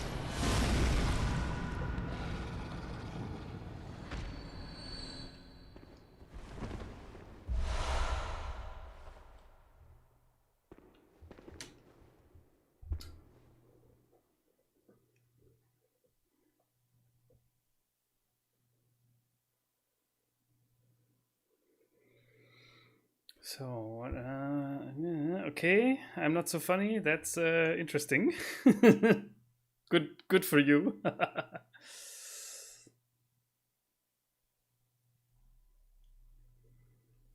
So I only listen to the album Colors, so it might be different for that. Yeah, okay. Yeah, maybe it's actually possible. Like music like that, like progressive metal and progressive rock, oftentimes takes quite a while to actually appreciate, right? Oftentimes they're just certain ideas, musical ideas, that are just too complex to understand on your first listen. Like a good example for that would be Tool, I think. Right? For me personally, it took a little bit until I got to appreciate Tool, but now it's like I would drive across half of Europe just to see one of their concerts, which I did, which I've done on a few occasions, on one occasion. Yeah.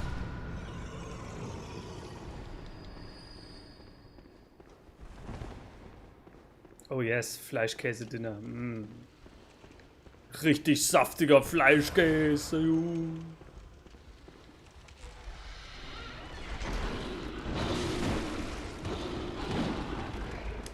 Okay, that was a little greedy of me.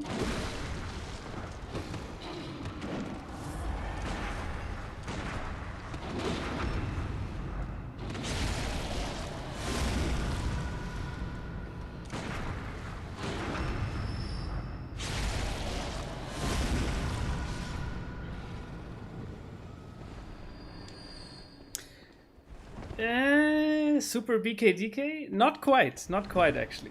Since you see, the main thing here is, yes, of course, if Anton said, "Hey guys, subscribe to my brother who's streaming here on YouTube," yes, of course, I would, like, without a doubt, instantly get a lot of subs.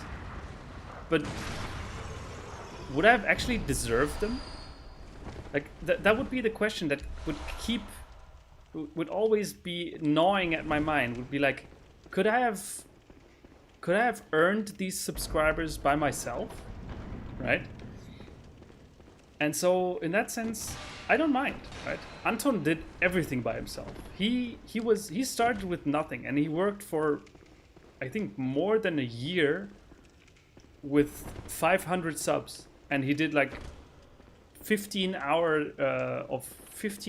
to 15 hours of work for every video, and he did that all for nothing. And I I feel like that's something I come to respect so much that, yeah, of course, he has it in his hand to give me a shout out and like give me the booster, but there's actually nothing that says he should do that, and in fact, I don't even think that he's morally or something expected to do.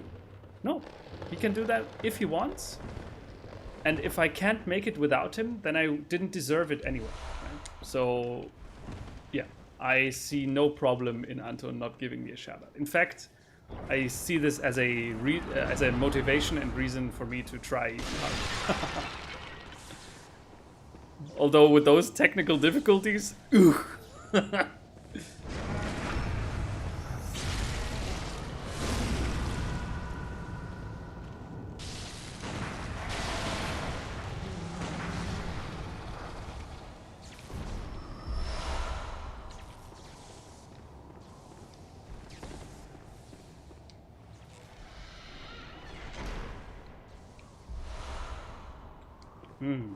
Okay, ritual blood.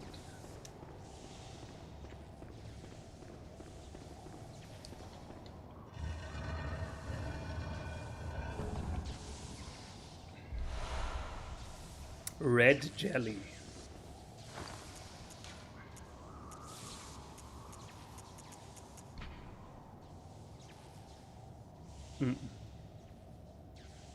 This game really knows no limits.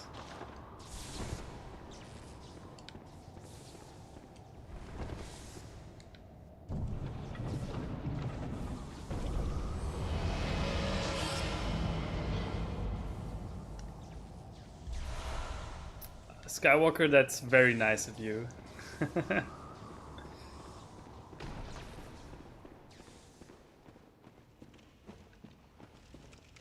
And I hope you're right.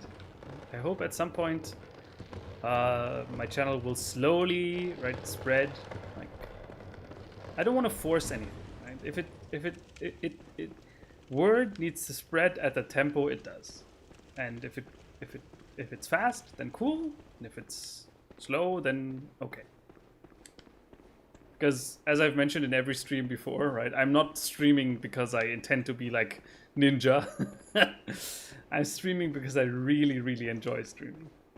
If the devices are nice, are doing what I want them to do. So I think here the best idea is just to run past everything. Oh, the worst thing about this is that this was actually just a dead end, so there was nothing for me to get here anyway. Nice. That's how I like it, Bloodborne. Put an insanely dangerous room that has zero rewards at all. Ah, From Software, I dig it, okay? I dig it.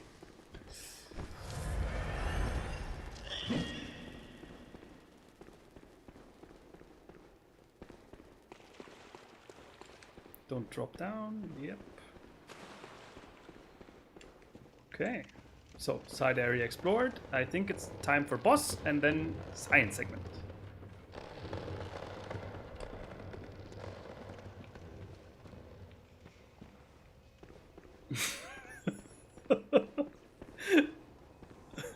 Adit, I hope you can forgive me if I'm not going to comment on that.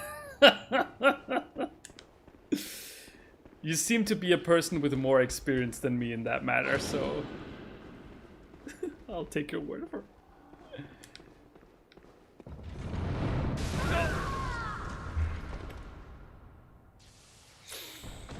Scheiße. Alright, Distin. Take care. Goodbye.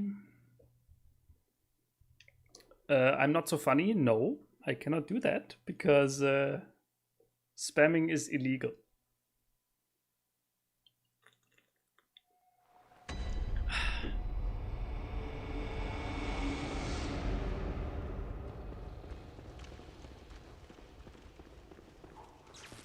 I hope there isn't another side area after the boss, like before the boss. That would be a big oof.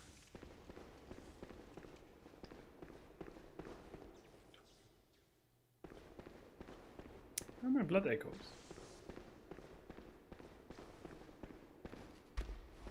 Oh, that guy has it.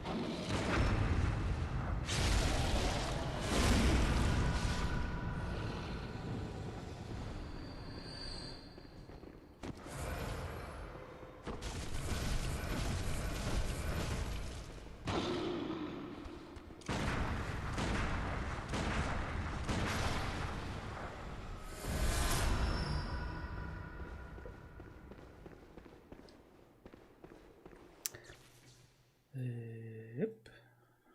Yep. Abdelila, just wait. There will be some MK11 at some point. 100%. Also, as far as I understood, it doesn't have to be on stream, right? You're okay with just playing MK11 against me normally. So prepare for that. Okay, no side area here. So, directly to the boss. Let's go! And what will it be?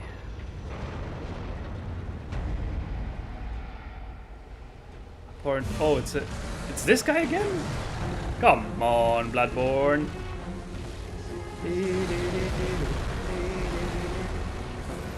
I apologize for the sound already.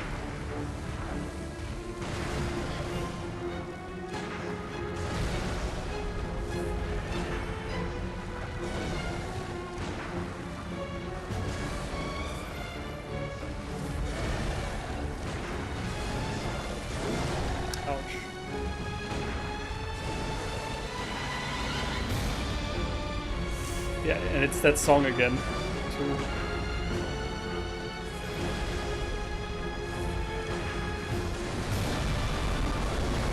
Sorry.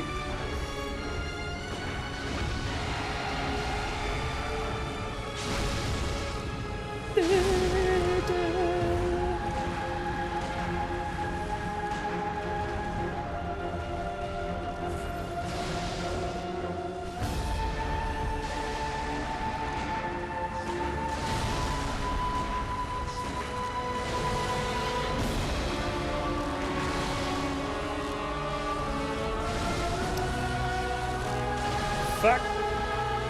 Okay, yeah, now I'm dead.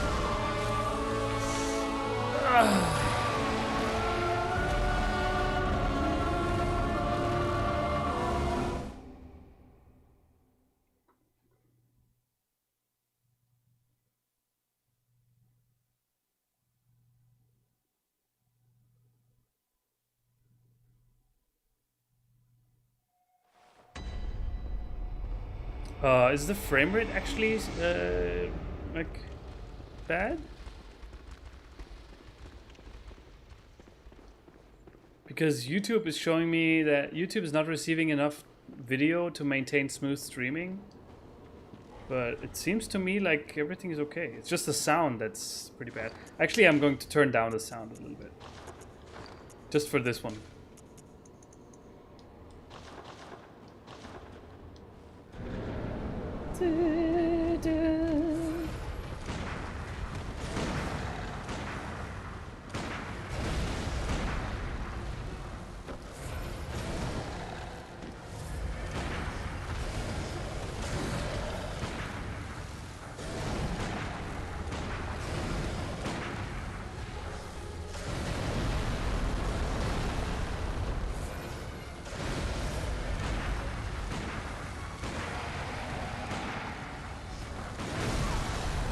Okay, that did almost no damage.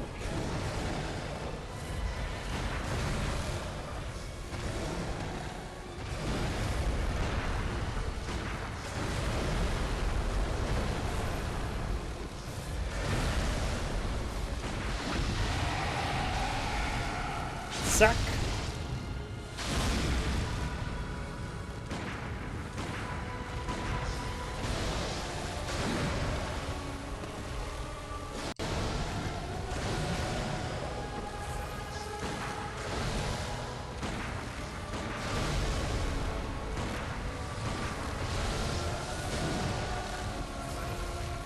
No. Ah, fuck. The way he like feints his feints his right hand and then strikes with his left hand, that one got me. And the souls are gone again. Like, goodbye, 80k blood echoes.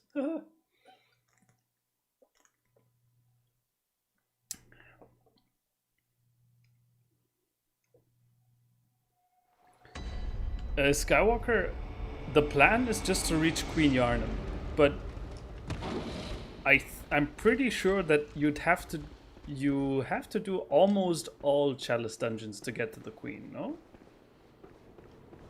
Like I haven't read a full progression guide in the Chalice dungeons, but I think there aren't that many Chalice dungeons that you can actually skip.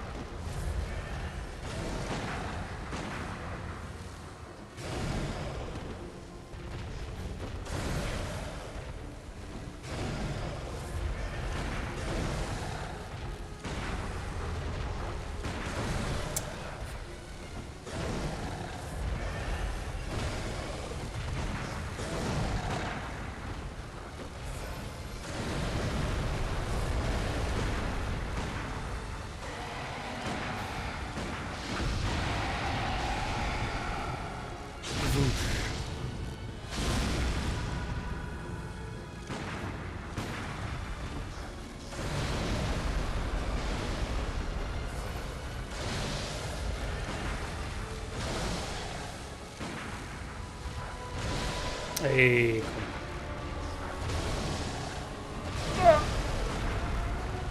that was close.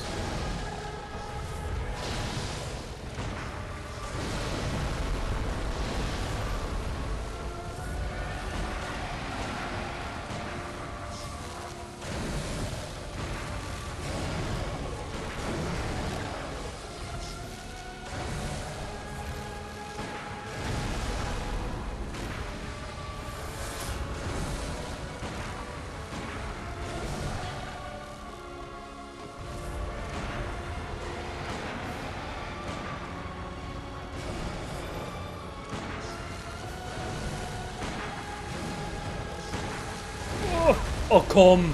Hi, yo.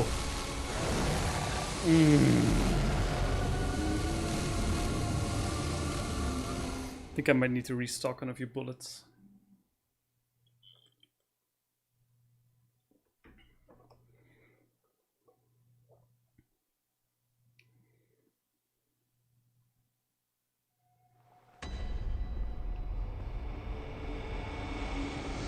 Yeah, I have only 19 bullets left. I think I need to port back and restock.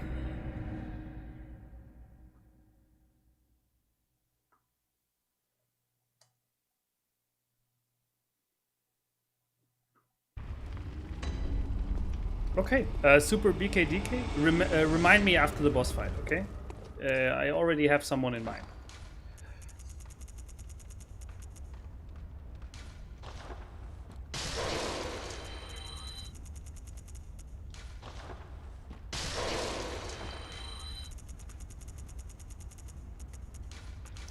Although, since I don't want to risk us forgetting it, I'm just going to tell you the name right now. His name is Werner von Braun. And he invented a device that I assume some of you have used already, and it's called television. But nowadays, his invention has basically completely phased out because he didn't invent television. He invented in German it's called die Braunsche Röhre, which was like the first electronic or one of the first how do I describe it? So the Braunsche Röhre is basically the technology that early TVs were based upon. Okay? Okay, SKR. Good, good.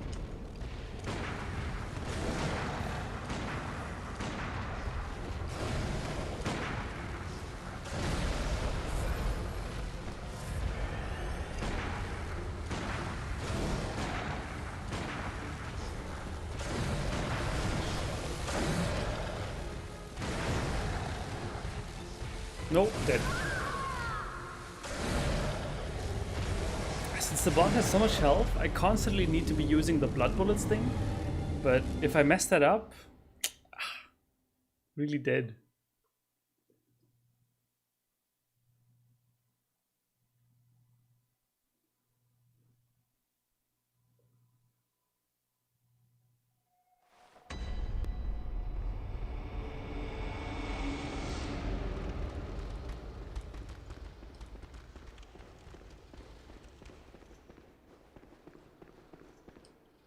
No.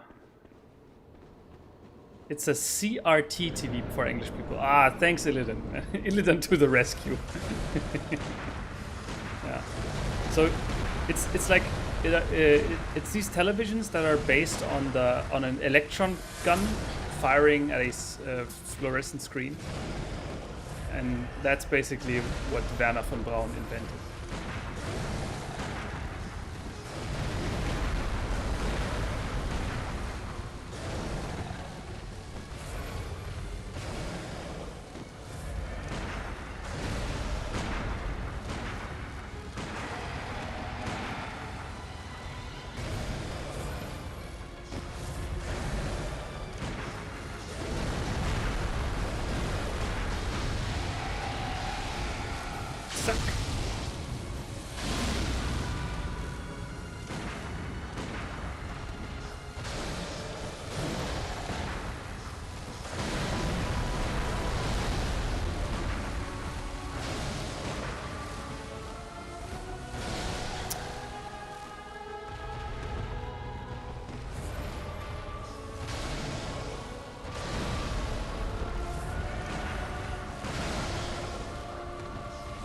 Oh no.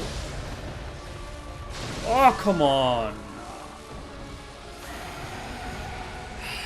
I can do this. This is not a very difficult boss. I can do this.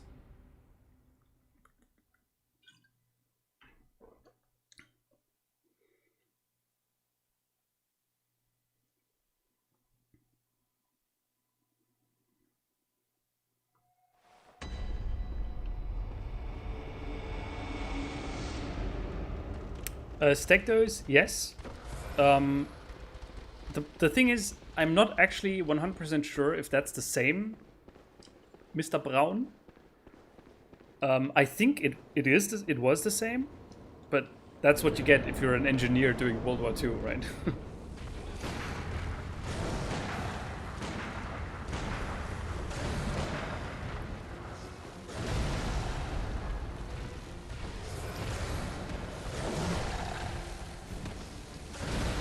Oh, ayo! Ayo!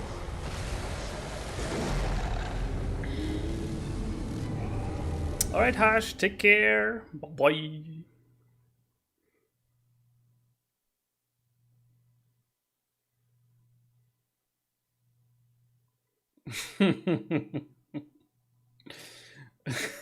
Blake, are you seriously intending on derailing this stream with that statement? Well, all I'm gonna say is it's no surprise that the first guy who did that was named Adolf. Oh, hot take! Ooh. For legal reasons, that was a joke, of course.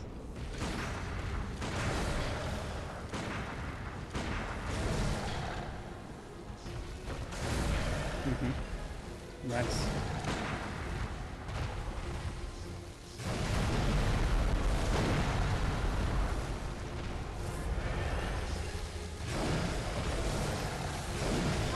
Ah.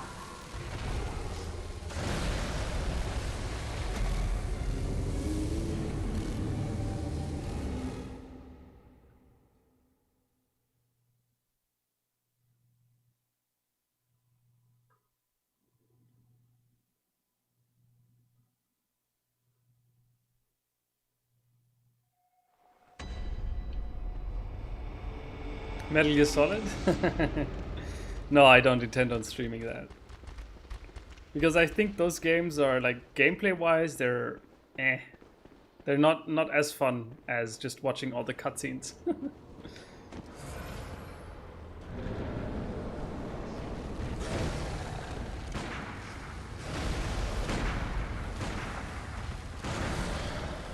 That has such ridiculous range.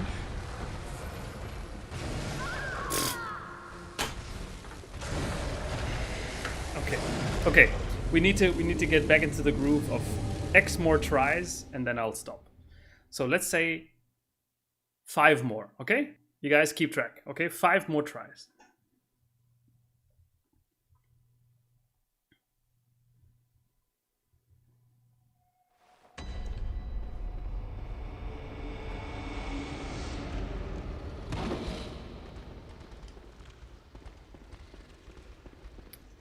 I'm not so funny. Could you stop spamming that, please? I saw it.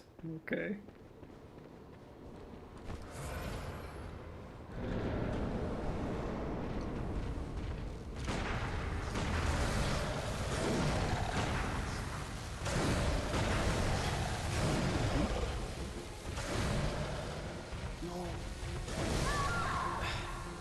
Four. Come on.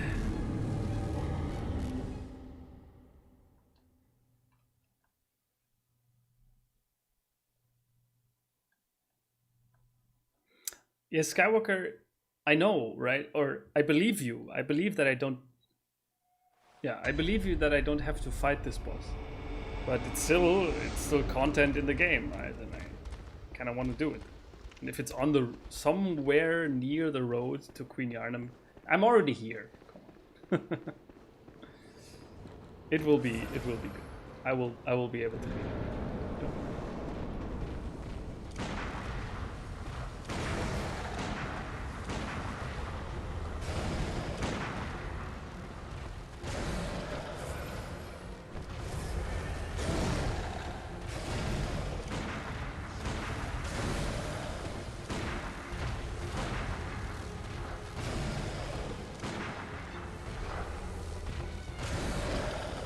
Oh no. I'm losing frames again. Okay. Don't.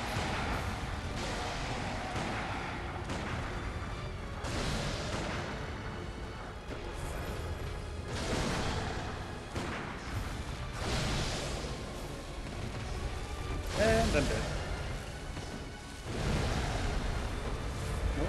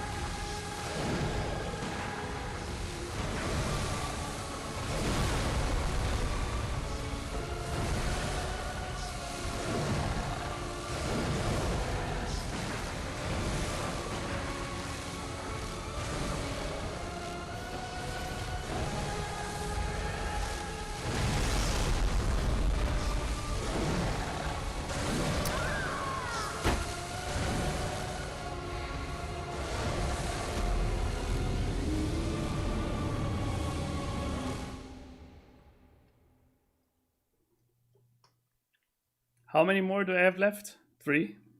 Okay.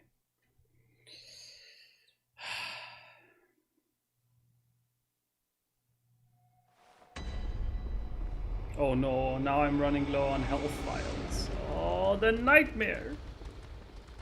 I'm really rusty. Damn.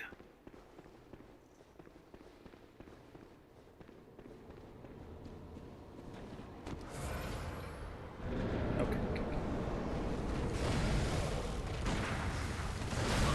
Okay, yeah, sure.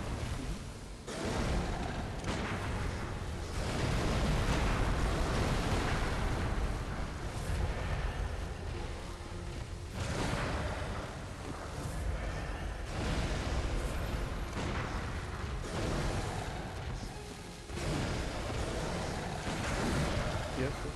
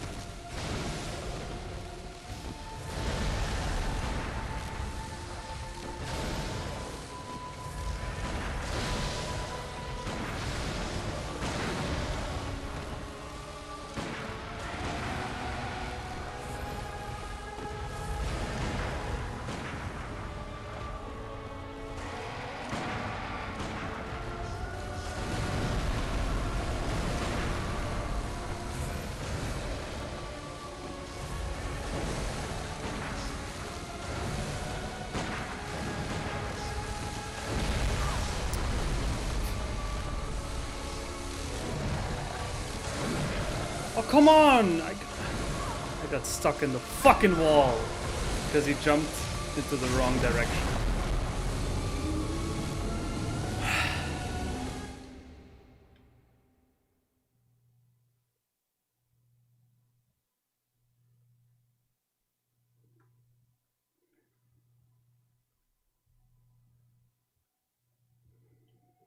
Hmm.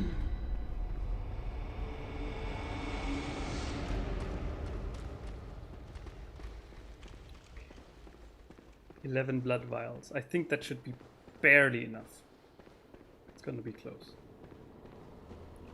Can't get hit unnecessarily.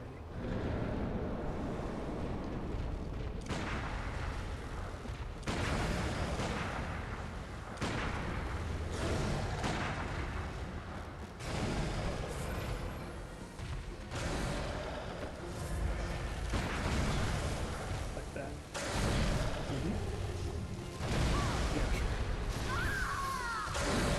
Oh.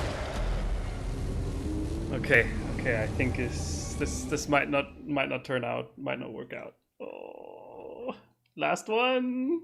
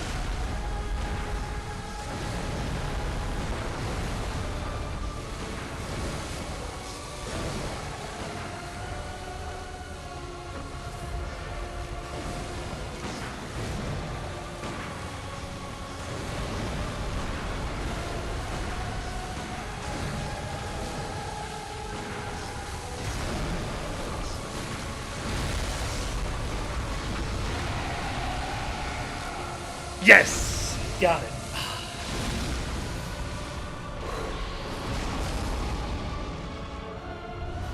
Oh.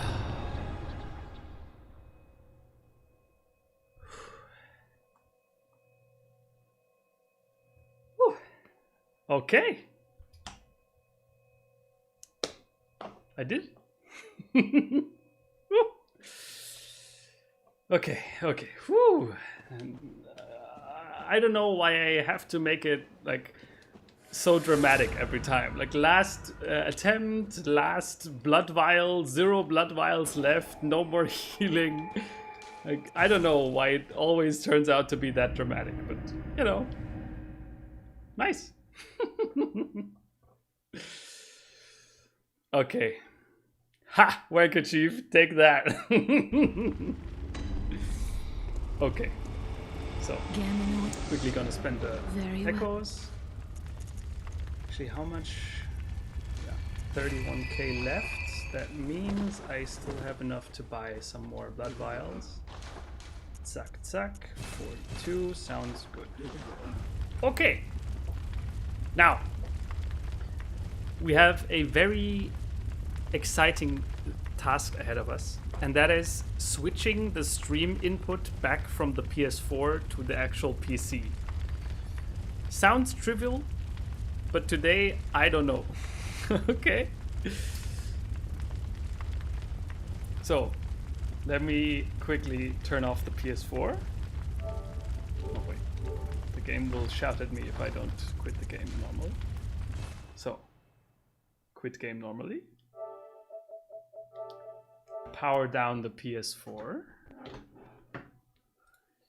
on OBS, disable here, and then 1 second.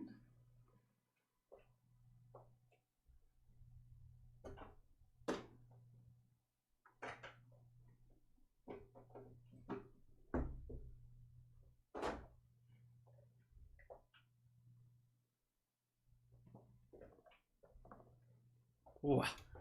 Would you believe it? It actually worked. All right, that's good, but I've just now realized that I've lost the tab that I've been preparing. Ah, it's still here. Okay. So 1 second. Da, da, da, da, da.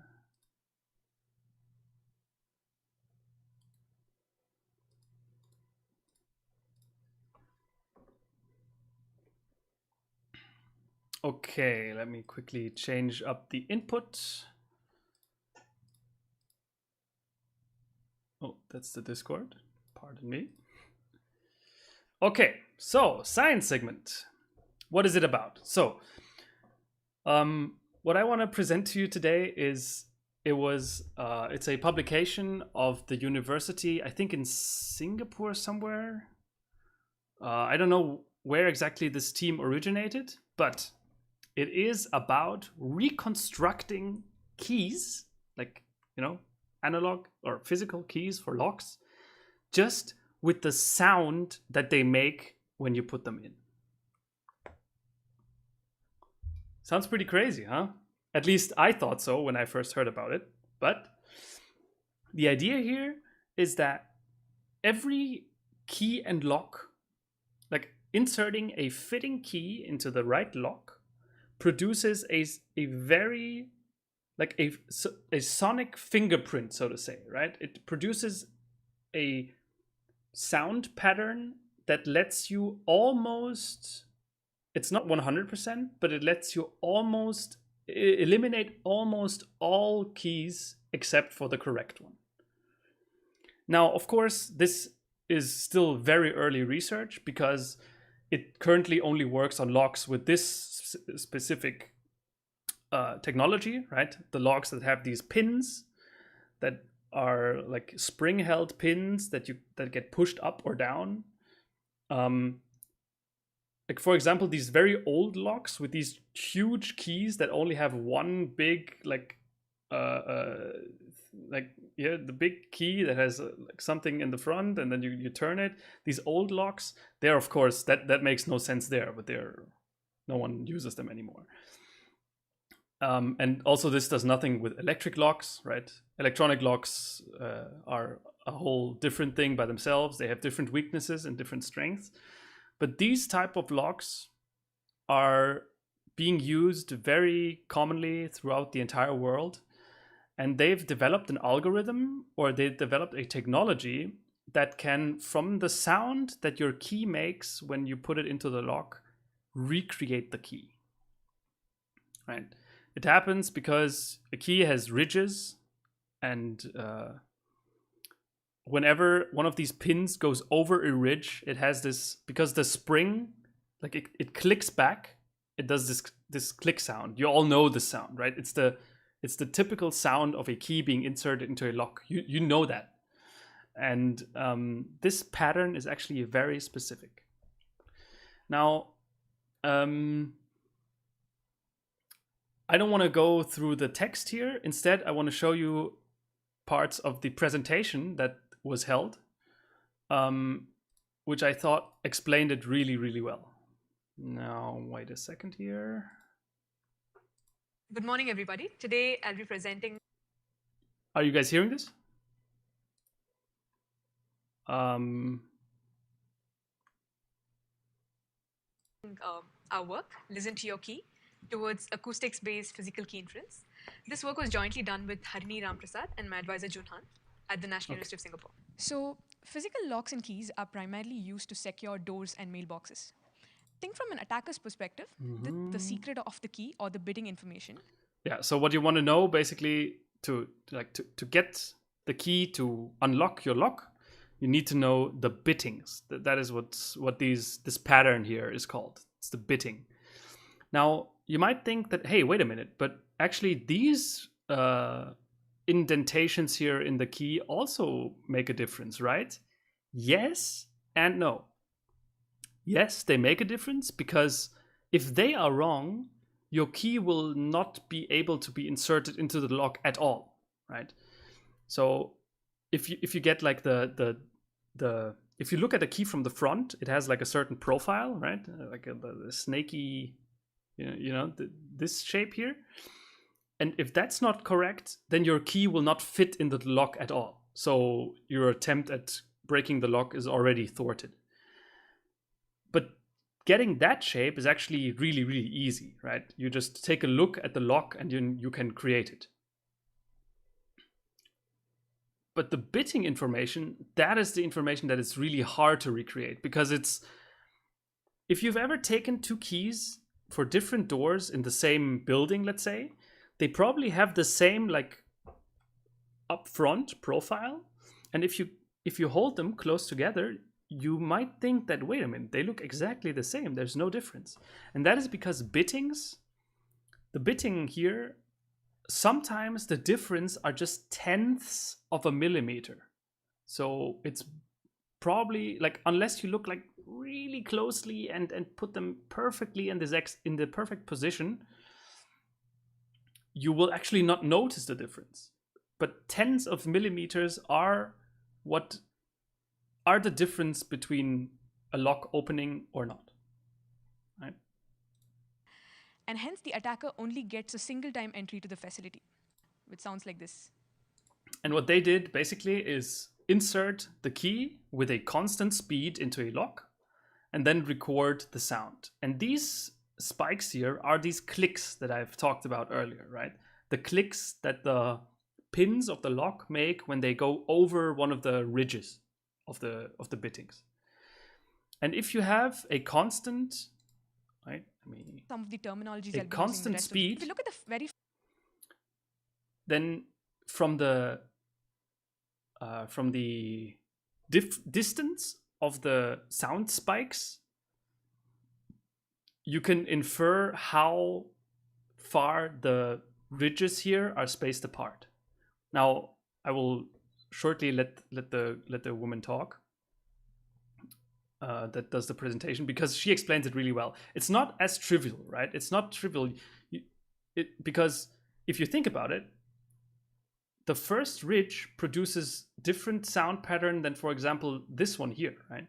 The first ridge goes past all 6, and then this one here goes only past 1, 2, 3, right? So there's really quite a lot of information that you have to subtract to really get the perfect key out of the possible key space. Now, okay, yeah, this is actually where she explains it. Okay. So in order to show you that these clicks are in fact real and they form the majority of the sound produced during key insertion, I show a real spectrogram of a key insertion here. So spectrogram basically shows you energies of different frequencies as it changes with time. So the bottom plot here tells you what is the ground truth of expected click timestamps for a particular key insertion. And you can kind of see that there is a correspondence between the onsets of clicks that you see in the spectrogram with that of the expected ground truth. So far I've kind of explained to you how the lock works and what really causes the sound when the key is being inserted. So now we kind of switch gears and show how we can make use of the sound that's being generated to actually infer the secret of the key or the key biddings. So this is where I introduce to you our work, which is SpyKey. So the basic design of SpyKey is as follows. So what you do is you first capture the audio recording of a particular victim's keys insertion. And from this, you extract a series of clicks that you can detect on the audio time series. So just recording the audio of a key insertion is really simple, right? But what this team has developed, and what I find so groundbreaking about it, is that they've developed an algorithm that can, from this sound pattern, which has all sorts of weird like noise in it, maybe the key insertion wasn't with a constant speed, and this algorithm that they've developed can even make out the key, the real key, so to say, from all this noise. And that's just incredible. From that, we find out what we call as the distance between ridges, which is the interridge distance of the ridges in the key. And this can kind of give us partial information about the bittings, which are the secrets in the key. With this partial information, we kind of reduce the possible key search space, which ultimately gives us a set of candidate keys, of which one of them corresponds to the victim key, which was initially recorded. Okay? So first, let me briefly tell you about what this click time series is. Oh yeah. So let's consider a single pin and see what happens as the key is being inserted. Okay. So for each ridge the pin contacts, it produces a click sound, right? So as it encounters the 6 different ridges, the first pin produces a total of 6 clicks, right? So similarly for the second pin, we get a series of 5 clicks because the second pin can never really encounter the last ridge of the key. So 2 key observations to make here. One. See, this is where the real science big brain comes in, because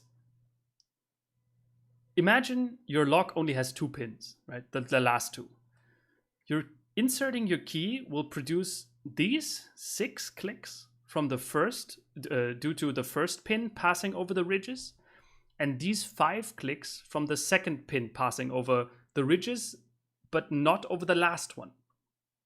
Now, your final click result will have these 6 and these 5 looking exactly the same, right? You will just have 11 clicks on your time diagram. And the real genius here is to find a way to untangle those, to know which series of clicks corresponds to which pin. And she's gonna explain how they did that right now. The second pin pattern is very similar to that of the first because both of them go through the same ridges. And also there's a certain offset for the second pin time series. And this is because of the time taken by the key to move between 2 pins, okay, which we call the pin time interval. So similarly, you can imagine for the third pin, you get 4 clicks, you get 3 clicks for the fourth pin, so on till the 6th pin. You get like a decreasing number of clicks. And this is totally a total of 21 clicks. So what I've done here is kind of dissected the clicks according to the different pins. But what you would see in reality is like an interleaved version of all these clicks together. So from an audio time series, what you can really extract is these 21 clicks without being able to... Yeah. Now she has colored them here in the correct color, but yeah, this is actually what the sound diagram you would get, right? You would just get this. And from this alone, the number of possible keys that would produce this pattern is close, like it's not infinity, but it's unmanageably big. And she will now show how she reduces this. Differentiate which click belongs to which pin, right?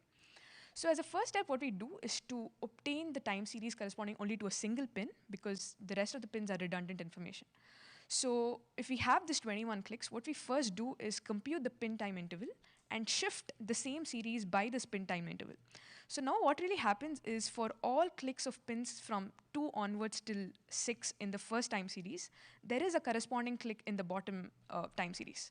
So because of this, what happens is when you subtract the second from the first, you kind of get rid of all the clicks from the second pin onwards till the 6th pin.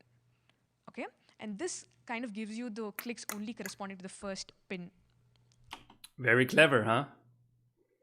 Because the pin time interval is basically the offset of time you have between the first pin and the second pin producing their sounds. If you shift your clicks by that amount and then subtract, boom, all you're left with is the clicks that the first one produced. So now that we have this, let's try to see how we can infer something about the key, which is the interridge distance. So the information that we really have is the time at which the pin strikes the different ridges. And what we really need is the distance between these ridges in the key. Okay? So clearly you can kind of see a mapping between the time interval between clicks and the distance between ridges. And they're kind of related by a simple distance equals speed times time interval formula. Okay? One key thing to observe here is that we have an assumption that the insertion speed of the key itself is consistent. However, we don't expect to be knowing that value, and we can actually compute the speed, which I will be skipping for time constraints. So now that we have the interridge distances, how do we infer the key bittings, which is actually the secret of the key? Now, up until this part, I thought like, okay, yeah, this is still relatively simple. But then I realized, hold up. With this information that she just showed right here, I now know the distance between the ridges. I still know nothing about the bittings, especially how high or low they are, right? Because the click sound isn't produced by the pin hitting the bitting. It's produced by the ridges. But what we want is the bitting information and how high and low the bittings are. And she will now explain how they get to that information. For the key bittings, which is actually the secret of the key. So to reiterate, what we have is the distance between adjacent ridges in the key. And what we really desire is the depth of these different cuts, which is the bittings. Unfortunately, there's no direct mapping between interridge distances and the key bittings itself.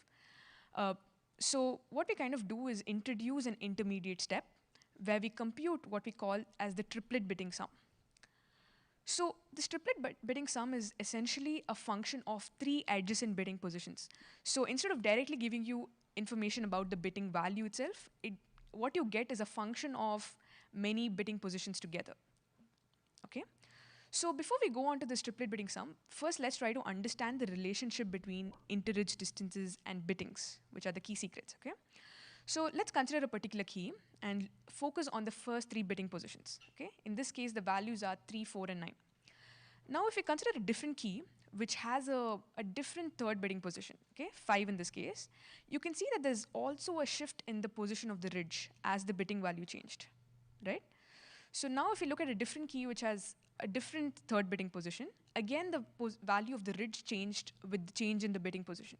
So what's really happening is that because the cut angle or the angle at a bitting position remains consistent from key specifications, every change in the bitting value is actually affecting the ridge position as well.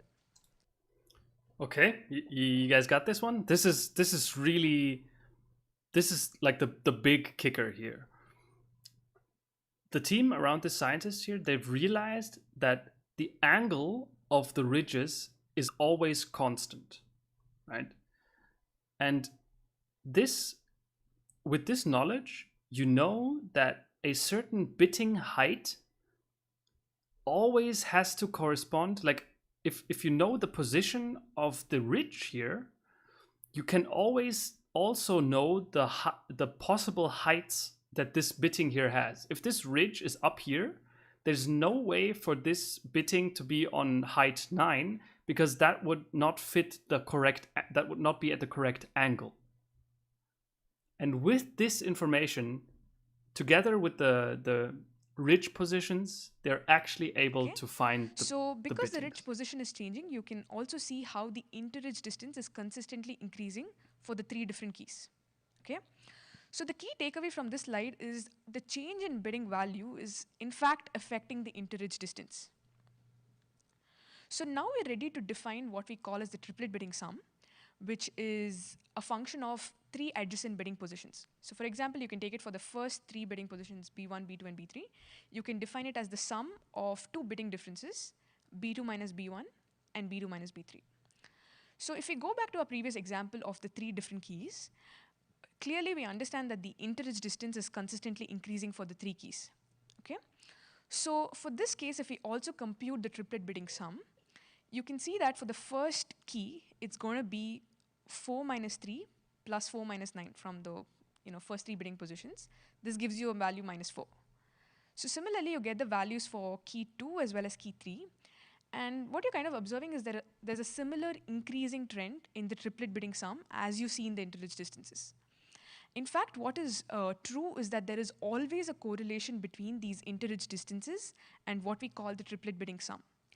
And what is more interesting is that these 2 quantities are actually linearly related, okay?